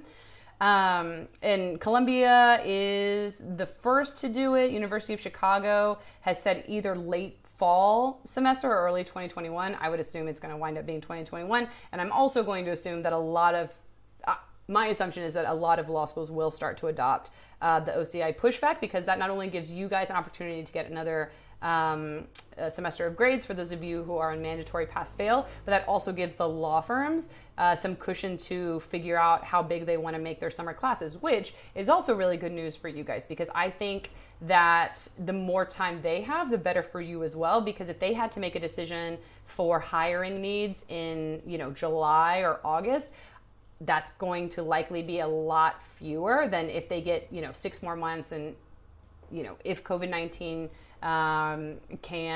if we can get our arms around it and we can start containing it and help the economy, give some time for the economy to bounce back, then we can also give law firms and legal employers a chance to have a heightened sense of stability and confidence going forward, which means that they would then be more willing to make larger summer classes. So I think that is really good all around. And then it also gives you guys a chance to, again, to blow it out of the water, your 2L fall and get your grades where you want them. In addition to summer school, by the way, if any of you guys are considering the summer school option. Okay, so that's what OCI is starting to look like. The other possibility that somebody threw out, but no law school has actually said will happen, and no legal employer has said would happen, would be to do interviews virtually, which, I don't see legal employers jumping on board with that plan. It could potentially happen. I don't see them doing it if they don't have to, and it doesn't solve the grade problem, right? It doesn't give you an extra semester of grades. It doesn't give them an extra semester of grades to evaluate you either. So I don't see that probably happening. But things that you can do to make yourself competitive. So, in the traditional 2L OCI process, as you guys, probably know, if you're a 1L, you have your 1L year grades, which is the biggest determining factor for 2L fall OCI competitiveness. And then you have the other experiences that you have that you can talk about. The biggest one is your 1L, what you do your 1L summer. So again, going back to making sure you have something substantive your 1L year, even if that's you, end of the line, researching and writing your own, legal article, law review article. Just to show that you're committed to the practice of law. You are willing and resourceful and creative to come up and do anything you possibly can to show an employer that, that you bring hard work and dedication and everything to the role. So what you do your 1L summer, if you guys are heading into 2L fall OCI, is going to be really important. And other than those two elements, honestly, you can't control, because the only other thing that could potentially benefit you in that interview are things that you've done pre-law school. So if you had, a prior employment track that makes you particularly attractive to an employer, like, IP or tax or something like that. But if you're talking in law school, it's going to be 1L grades and now probably 2L fall grades and what you do your 1L summer. Let's see. Okay. Eric asks about recommendations for undergrad students in terms of legal internships. Yes, I'll get to that in a second. Okay. And Bob says, yeah, try district attorney's offices in small and mid-sized firms. Okay, yeah, we'll talk about that in just a second for undergrad. In terms of sort of looking forward and what law firms are doing right now and, and sort of the short-term impact on law firms and long-term impact on law firms, I know you guys were asking about that as well. For the short-term impact, what has been coming out, at least for right now, is kind of what I was talking about in reference to, like, juxtaposed against what was going on in 2008 and 2009, where law firms were just like eliminating entire classes, like just did not have, entering classes, which then of course down the line meant that they had very little, if any, mid-level associates in that class.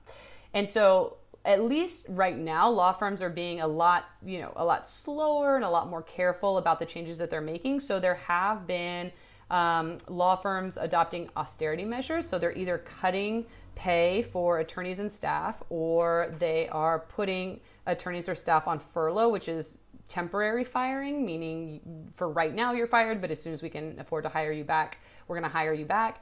And when you're put on furlough, that could look a lot of different ways. That could look like you are still getting something of a paycheck, but it's just a lot lower, or maybe it's no paycheck, but you get health insurance. So furloughing looks a little bit different depending on where they're doing it. Some are also freezing partnership distributions so that money can be used to keep the associates that they have and continue to hire summer associates. And so that's what a lot of law firms are doing right now. There are some law firms that have reported layoffs, but most of those, the ones that have reported them anyway, are layoffs of staff. So, like paralegals, legal assistants, things like that. There have not been a lot of layoffs of attorneys across law firms. So Above the Law has a great spreadsheet that they have going that they are updating every few days. So I'll put that. I'll give you guys that link as well, so you can keep up with it, and, so that you can follow your own law firm and see what they're doing. But for the most part, they're trying to make much smaller changes than, again, just saying, this whole class is fired or making massive layoffs. Because what I would imagine is also going through their mind is, if we do that, and the economy bounces back, then we're not going to have the manpower to be able to continue functioning in some of these practice areas. So they don't want to be put in that position either. And it's some of the people who have been commenting in the chat have been actually, that's the downside, the not great developments that we're seeing. But some of the developments we're seeing are people are getting confirmation that their summer associate clerkship classes are going forward, that their permanent offers are secured. And then there's some law firms that are actually giving their attorneys, I think this is it's sweet. It's really funny, but I think this is like, law firms are always competing with one another, and they're always trying to one up one another. And so like the latest thing now is that law firms are giving tech stipends. And so they're giving between $250 and $750, the ones that have been reported, to their lawyers to get like, an extra monitor, or, a printer or a scanner, or that kind of thing. So those reports are also coming in as well on the good side. One of the questions that we got in chat, and that is really, oh, hey guys, hello Instagram Live. Feel free to ask me any questions you guys want as well. I'll definitely be checking in with you guys as well.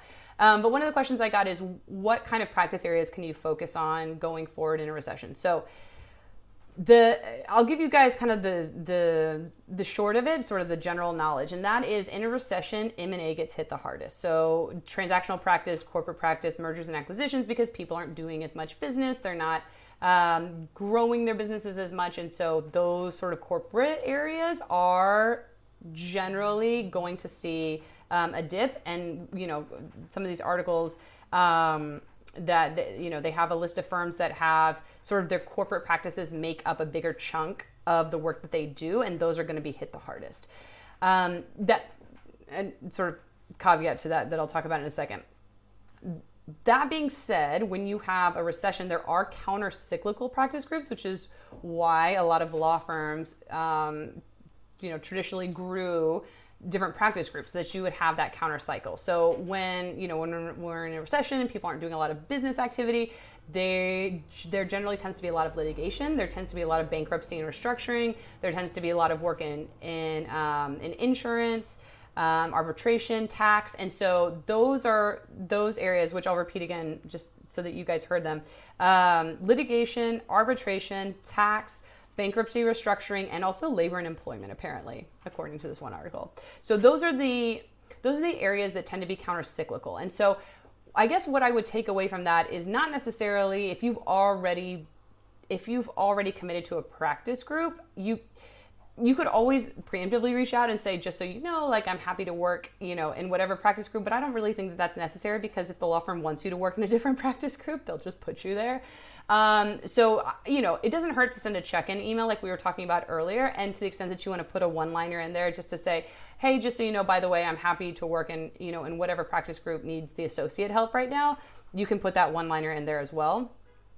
They're gonna know, and they're gonna do it for you. But it doesn't hurt to let them know that that there are certain practice groups that are going to be more effective than others. And, to the extent that some of you guys are 1Ls and you're trying to decide what kind of law to practice, again, I wouldn't, if you have your heart set on corporate law, I'm not saying, and I don't think that I would, recommend completely ditch that dream and focus on litigation and bankruptcy, just because, our country has gone through several recessions, 2001, 2008, potentially now in 2020. And we've always bounced back, and no part of me doesn't think we will also bounce back from this one. And so I wouldn't want you guys to go, to dedicate your practice of law to something based on a potential, dip in the market for a particular practice group for a year or two. So if you have your heart set on something, or you think you really want to do something, I wouldn't change it for that.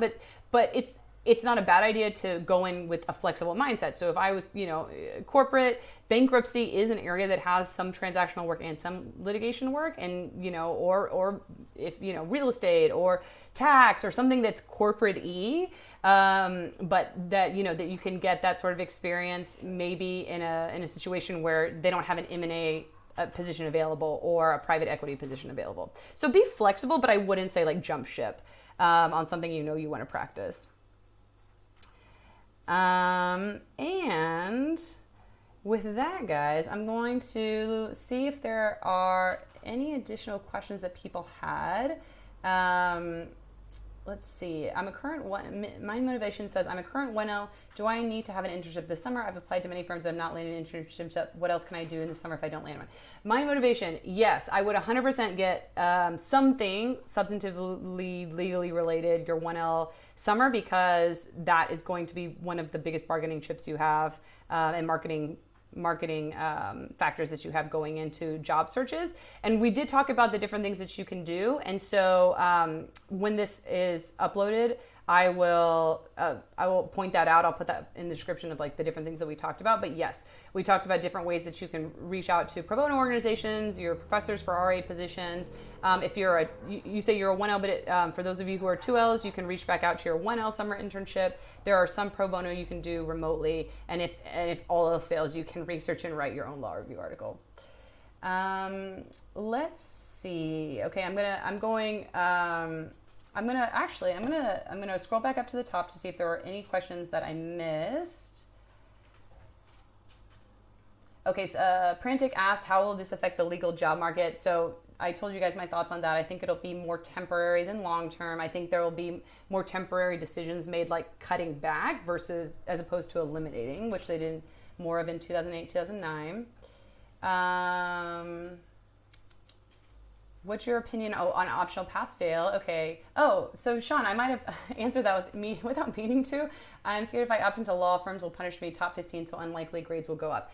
I do not think, personal view, I do not think law firms are going to punish you. I think it's going to be, not only is it's too viral, it's too much applied to all different law schools and individuals, and there's also so many unanswered questions there. And so if, they don't know, for example, if you chose pass-fail because you have somebody, at home that you're taking care of, or that you suffered anxiety with the way the classes were being taught or exams. And because, OCI will probably be pushed back until spring 2021, they're going to have their 2 semesters of grades that they like to have when they're making these decisions. And so I honestly think it's just going to be a passover. I don't think I think it's going to be like a dark year, like a dark semester. I don't think anybody's going to think anything of it. And I don't think anybody's going to ask anything of it.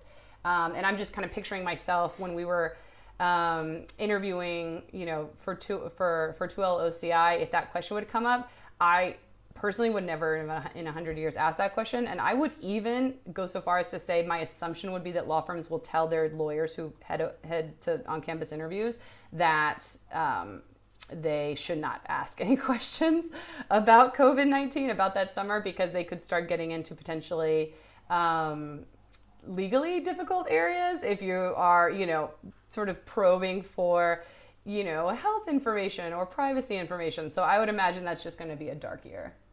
Dark semester. Let's see. Do you think law firm competition will get harder for students or better? Yeah, so kind of like what I was talking about before, Pablo, to the extent that this answers your question, I do think it's going to be slightly more competitive, but if your law school does wind up pushing back OCI until January 2021, which I think most of them will wind up doing, then I think it will be a more advantageous position for all of you guys involved, because again, the economy will have more time to bounce back. There will be more stability in the markets. The law firms will have a better idea of how the next few years will play out.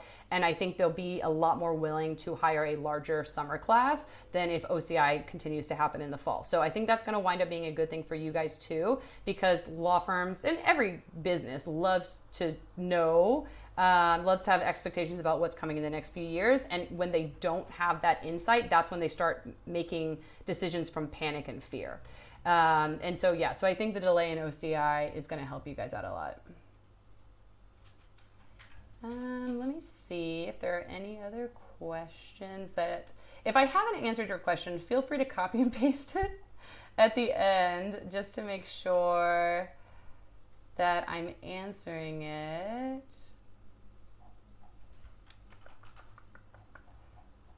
We answer about bar exams. I think, let me know if you didn't catch that part, Charles, but yes, it's going to be state by state, and it looks like June end of July is probably not going to happen, and the push is either going to be early or late September, or if that doesn't happen either, it'll be probably February. Considering the current state of the economy, do you think, okay, so Lou asks, prospective student here, considering the current state of the economy, do you think accelerated JD programs are the way to go for foreign lawyers who want to land a job versus LLMs? So Lou, I actually have, this is a common question I get from international students and lawyers, and I have a whole research project going on about this because there's not a lot of information that's publicly available to you guys. So with the information that I have now, I will always say that a JD program is going to be better than an LLM program because so few LLMs actually get hired here in the US. But I'm going to put a pin in that and a TBD until I feel confident and comfortable with the information that I'm able to get from law schools, and then I'll make a video on that. So hold tight on that one. But to get you a short answer, yes, JDs are going to be make you more competitive because you'll be competing with the other JD students in sort of the traditional hiring process, which law firms love. They love tradition. They love what they know, and they're a lot more skeptical about hiring people outside of a system, or about potentially having to train somebody if they don't have the same, educational background as what they're used to. Let's see. I think I answered most of these. How do you think the best practices highly demand in the job market? Okay. Do you think below average? Okay, we did the waitlist question. Excellent. All right, guys. I think we touched on everything. I think that was everything. So I know this was, I know at this point we don't have all of the information. And so to the extent that, it makes sense that you guys are somewhat worried or nervous, but I do think that law firms and law schools will surprise you with their ability to go back to their normal almost immediately. They're so wedded to that system, and it would take, I think, so much more to break it down or change it than just one semester of pass-fail grades. That again, once they get their 2L fall grades, I think they're going to fall back into the exact same pattern that they've been doing for decades and decades. And so I know it feels like there's a lot of upheaval right now, but I do think it's going to get back to the traditional norm almost immediately. Those are like things that you say that never they get quoted back when they're totally incorrect. But that's my sense from the information that we have up to this point. Let's see. Not quite. Oh, Grace. Grace, thank you. No, yeah, absolutely. I hope this was helpful to you guys. I know that there's a lot of moving parts. So hopefully this gave you guys some insight, and hopefully it calms some nerves. That's my hope. Bob, not COVID related, but which law school did you go to? I went to SMU in Dallas, and loved it. It was a lovely law school. What did you mean by the summer associate program is an opportunity for the sell themselves to the class? I was under the impression that basically students would accept an offer. Michelle, yes, they will. And most so her question is, why do law firms have to sell themselves to the associates? Honestly, I think you're absolutely right. Most law firms will give and most law students will accept, especially now because the vast majority of law firms will only allow you to work for them for the summer. Whereas in the past, there have been some law firms that let you split summers so that you can intern with two and then you can choose. But since so many law firms got burned doing that because anybody who was a second half law firm basically lost out on they lost out on their recruiting investment because such a large percentage of students would accept their first half job. So that's a little bit to the side. But the point is, why would they try to sell themselves? I think it's just to keep up with the Joneses. I think it's to keep up with their competitors. Law firms love to compete and one up each other, and you see that all the time in salaries. You see that all the time in bonuses. They're also very follow the leader-y. And I think that has to do with the fact, and this is really great for you guys, but there's a lot of transparency in the legal market, especially in law firms in terms of like how much people are paid, the movements of the different law firms and what they're doing. Above the Law is like a watchdog on those guys. And so they love to see, I think it's keeping up with the Joneses. I also think it's a love of the spotlight, and they like to see their name pop up as a firm that's really well respected, and their lawyers love working there, and they're so prestigious and successful that they're able to give random bonuses to people. So I think it's that. I think there's a big part of that, but also at the end of the day, law associates do make law firms money, and so they do want you to come work for them, and especially if you are at the top of your class or you come from a particularly prestigious school, like that looks really well for their marketing efforts for clients. And so if you fit into one of those categories, that really helps them out. And so that's almost why it's like a reverse recruiting scheme. And that's why they're like, willing to go to such extents with summer associate activities. My motivation is writing your own law review article during the summer looked down upon compared to an actual summer internship. Yes. I would say, yeah. So I would say writing your own law review article is like end of the line. Like you reached out to everybody and you could not find any virtual substantive legal work. I would 100% do pro bono work, virtual pro bono work over it. 100% reach out if you're a 2L, reach out to your 1L summer associate, summer internship. Reach out to your professors if you can do, RA work. And to the extent that you have to piece things together, do that. Like if you have a summer internship or an RA position, but it's only, 10 hours a week, then yeah, like in the meantime, write a law, research and write a law review article. And it does, and it doesn't even have to like, it doesn't even have to be that substantive. Like what you're trying to show, it could be like 10 pages, it's just that you're trying to show a legal employer like, hey, I hit the dirt, what is it called? Hit the pavement, pounded the pavement. I looked for every opportunity I could find. Of course, COVID-19, it was crazy. A lot of people didn't have virtual capabilities, but I still wanted to make sure I was doing something substantive and something legally substantive. And so look at me, like, I'm such a go-getter. I'm such an overachiever. I like went out of my way to, research and write this article. And so they're not going to know, and I don't mean to say like, don't try, but don't put effort forward. Cause who knows, you could get that article published, but they're not going to know how many hours you spent on it. It's just, you want to show them that you have the qualities that they're looking for in an employee, right? That you're a hard worker, that you're determined, that you're resilient, that you're resourceful and creative. So that's what I would say about the Hail Mary of writing your own law review article. How will January OCI affect the following year's OCI and big law hiring?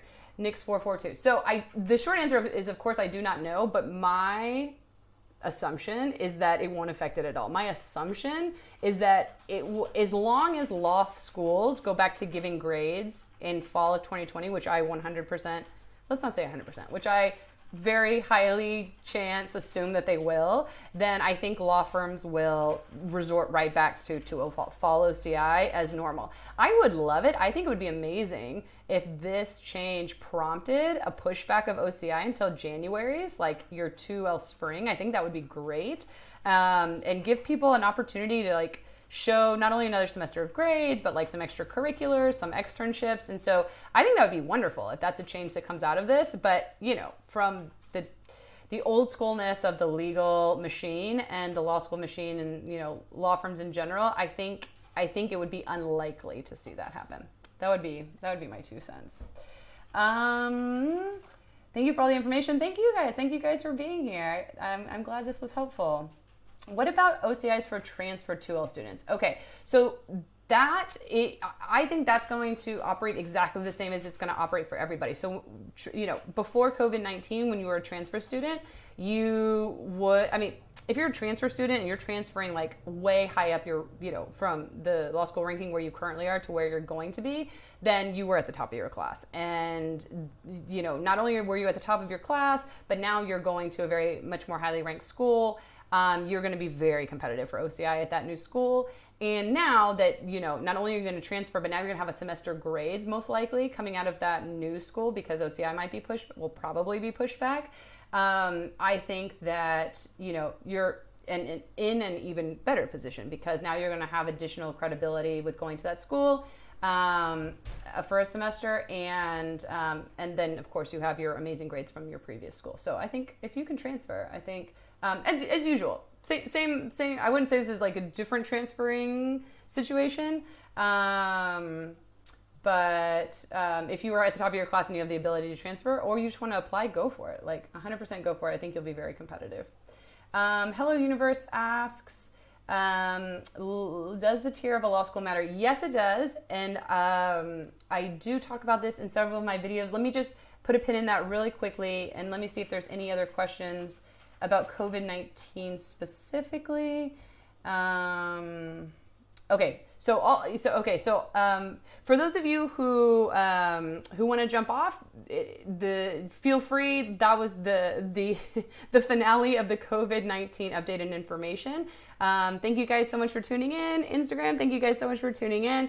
I really hope this was helpful. I'll continue to answer questions as you guys have them. I know we have a few more here that are not COVID-19 related, but I wish you guys the best. Please keep me updated on how things are going.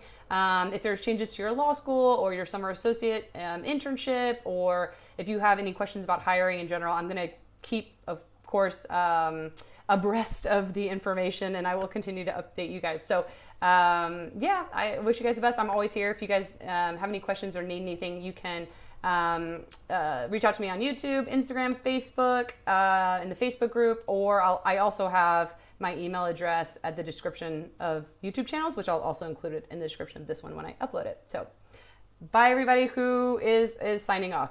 And then transition to the remaining questions we have here. Does the tier of your law school matter? Yes. So law school and the legal industry are very, very traditional. They're very, very, like I said, I've said several times, like they're very old school. So they really, really value prestige and rankings and grades over basically anything else, which is, I know, very frustrating. I would like to think that would change at some point, but it hasn't for decades, and I don't assume that it will anytime soon.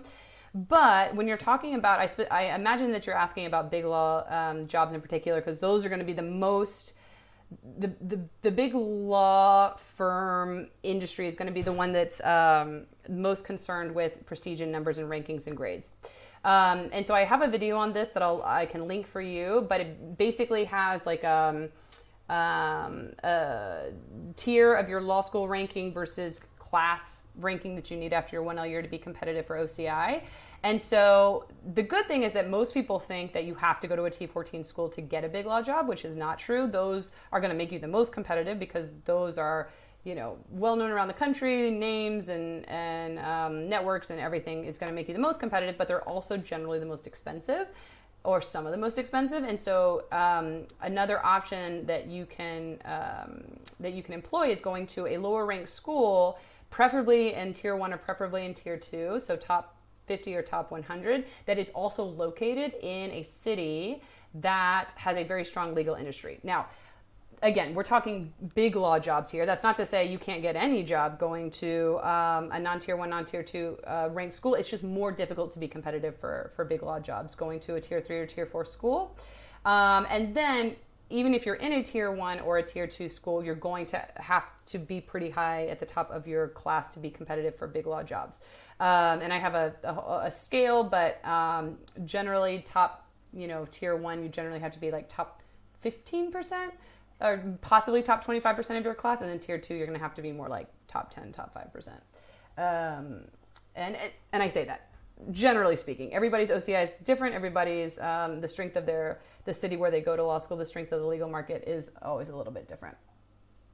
Let's see.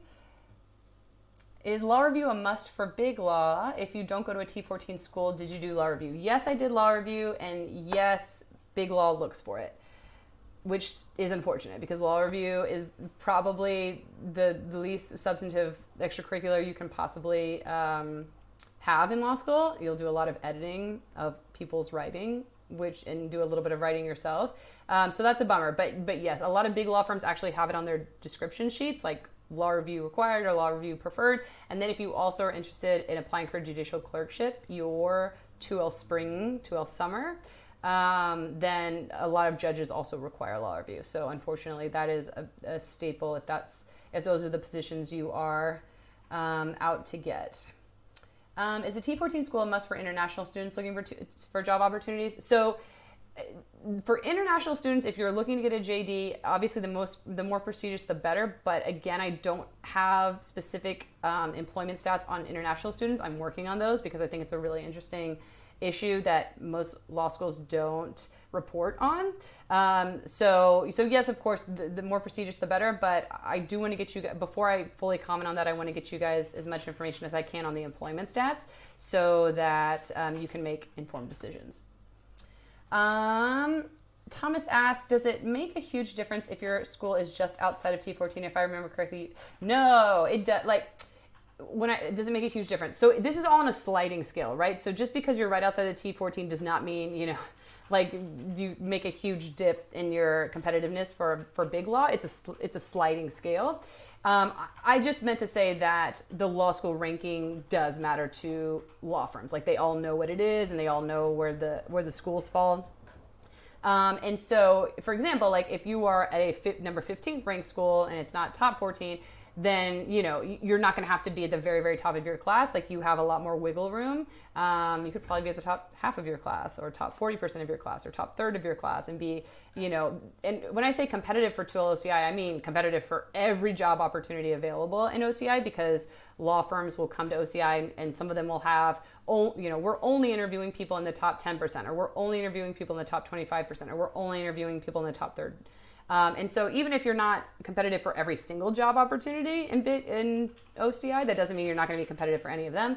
And if you are high in the top in tier 1, like number 15, 16, 17, then heck yes, you're going to be crazy competitive. And then as you make your way down the number scale, the ranking scale, you're going to have to rank higher and higher in your 1L class to be competitive for OCI. So law school ranking versus 1L class percentile. Can you explain what law review actually consists of and how does one join it? Yes, I can. And these are going to be the last two questions because after this I'm going to have to run. But Mind, Motivation, and Hello Universe, I will answer these last two. Can you explain what law review? Yes. Okay, so law review, it's a good question because law review is not really talked about all that much in detail, but it is a student-run journal publication. So it's like a book, and they usually publish it once a quarter.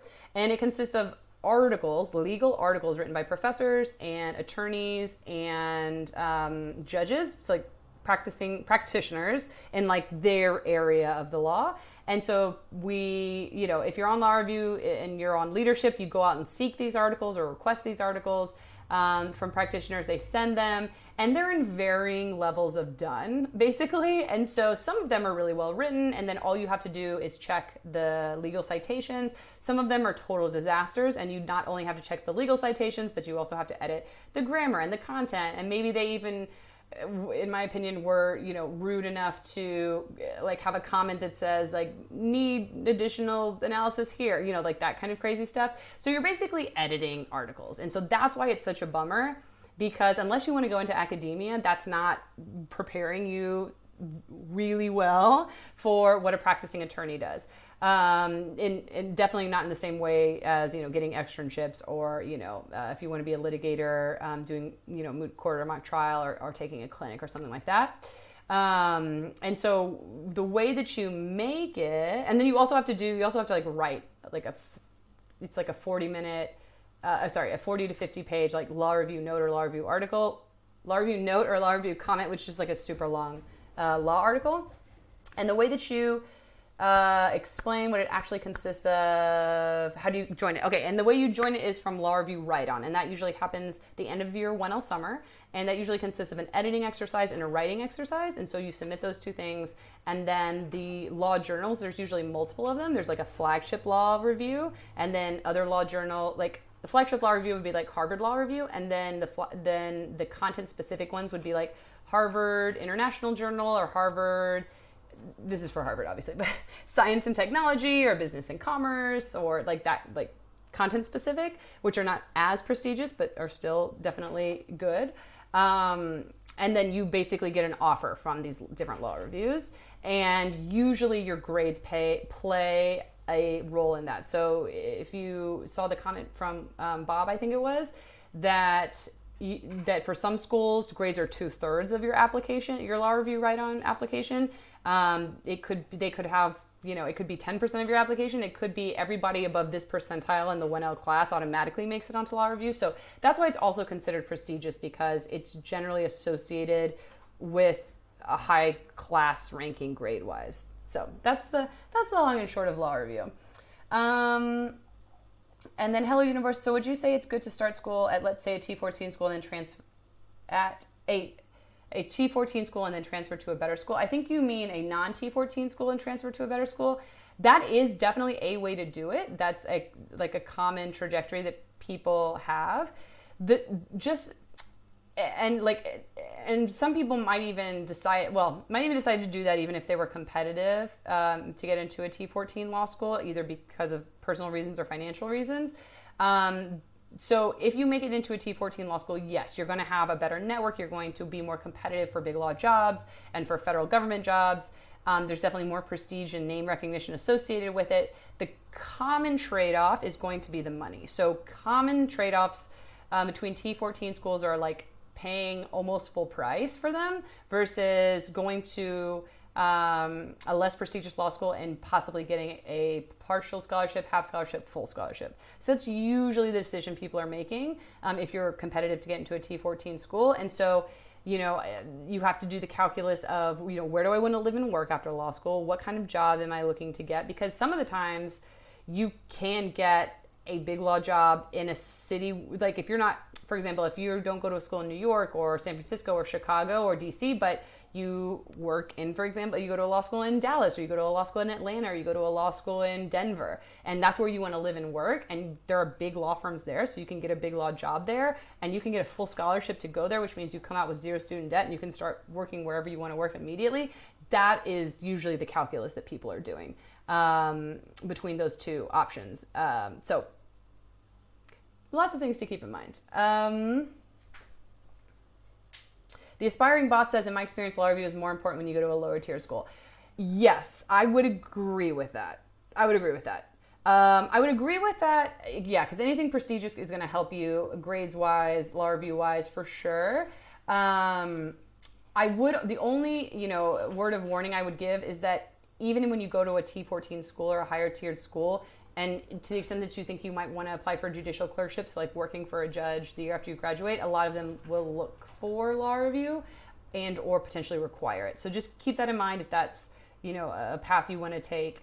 They might at least wonder why you don't have it. And if you don't have it, to come up with an explanation for why you don't, which could easily be, I wanted substantive experience, so I joined this amazing moot court or mock trial team, right? Or I got this externship, or I worked in all these clinics, or I did all this pro bono work, like something that shows them, I could have made law review and I chose not to and did all of this instead, if you're gonna apply for those kind of jobs. And then Eric, Eric, can you really quickly talk about undergrad internships? And what you had a very specific question. You said, in California I've not been able to find much.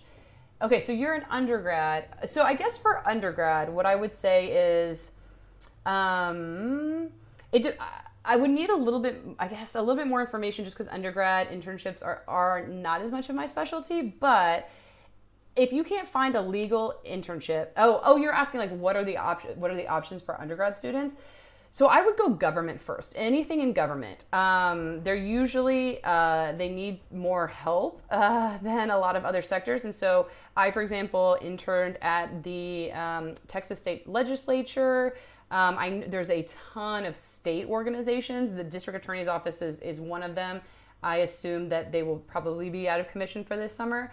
But I would reach out to, if there's like a certain area that you're interested in, like health or public policy, or environmental issues, to see if there's a state agency, and there will be a state agency that does that thing, and then reach out to them and see if they could use any help virtually this summer. And then if you can't get a legal internship, you could do small firms, medium firms. Ask if they want some help. It's going to be tougher because they would need to train you usually, and since they won't be able to train you, that might be hard. And same thing with like pro bono work, like nonprofit organizations are usually going to want to train you, and since you won't be there, you could definitely reach out, but they probably won't have enough manpower to be training as many volunteers as there are. But you can also do something non-legal. It doesn't have to be legal, even if you're interested in law school.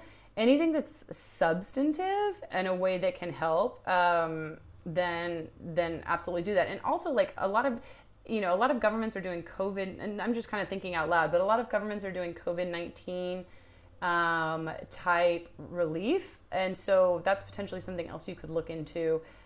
Just Google like COVID-19 in your city and see if there are any organizations that are doing COVID-19 relief, and you could do that as well. And so it's going to be a little bit tougher if you're starting to look right now.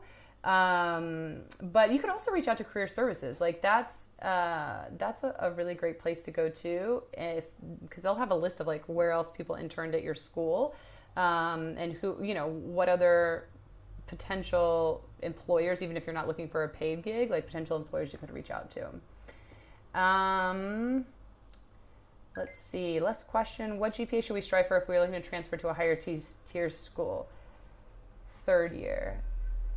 Higher tier school. So my motivation, the shortest, his or her question was, what GPA should we strive for if we are looking to transfer to a higher tier school? What I would say is the highest you can possibly go. But I would say if you had to like put my feet to the fire, I would say at least top 10%, but higher than that if you can get it. And it also depends on what law school you are currently, what is the ranking of your law school right now, and what law school are you trying to transfer to. And you could also actually just reach out to them. Like you could reach out to the transfer schools and ask like generally what is your percentage grade cutoff. And they're going to say something like, oh, we look at the whole application, and we look at employment experience, and we look at blah, blah, blah, blah. But they might actually throw out a number for you. They might actually say, we definitely don't consider anybody below top 25% or something like that. And so that's a good thing. Yeah, Eric, you're welcome. All right, guys. So I've sufficiently taken up a lot more of your time than I expected to. But I really hope this was helpful, and I really hope you guys got something from it. And of course, if you have any further questions, feel free to reach out to me. I'll make sure that I put all of my social media links and email in the description. And yeah, best of luck, guys. I know it's crazy out there, but don't worry, it will calm down. The legal profession is very well known for getting back to its normal as quickly as it can, because that's where it likes to be. It's very risk averse. And so, yeah, so I hope this is helpful, and I'm here if you guys need anything. So, all right, have a wonderful rest of your week, and I will see you guys next time. Bye, guys.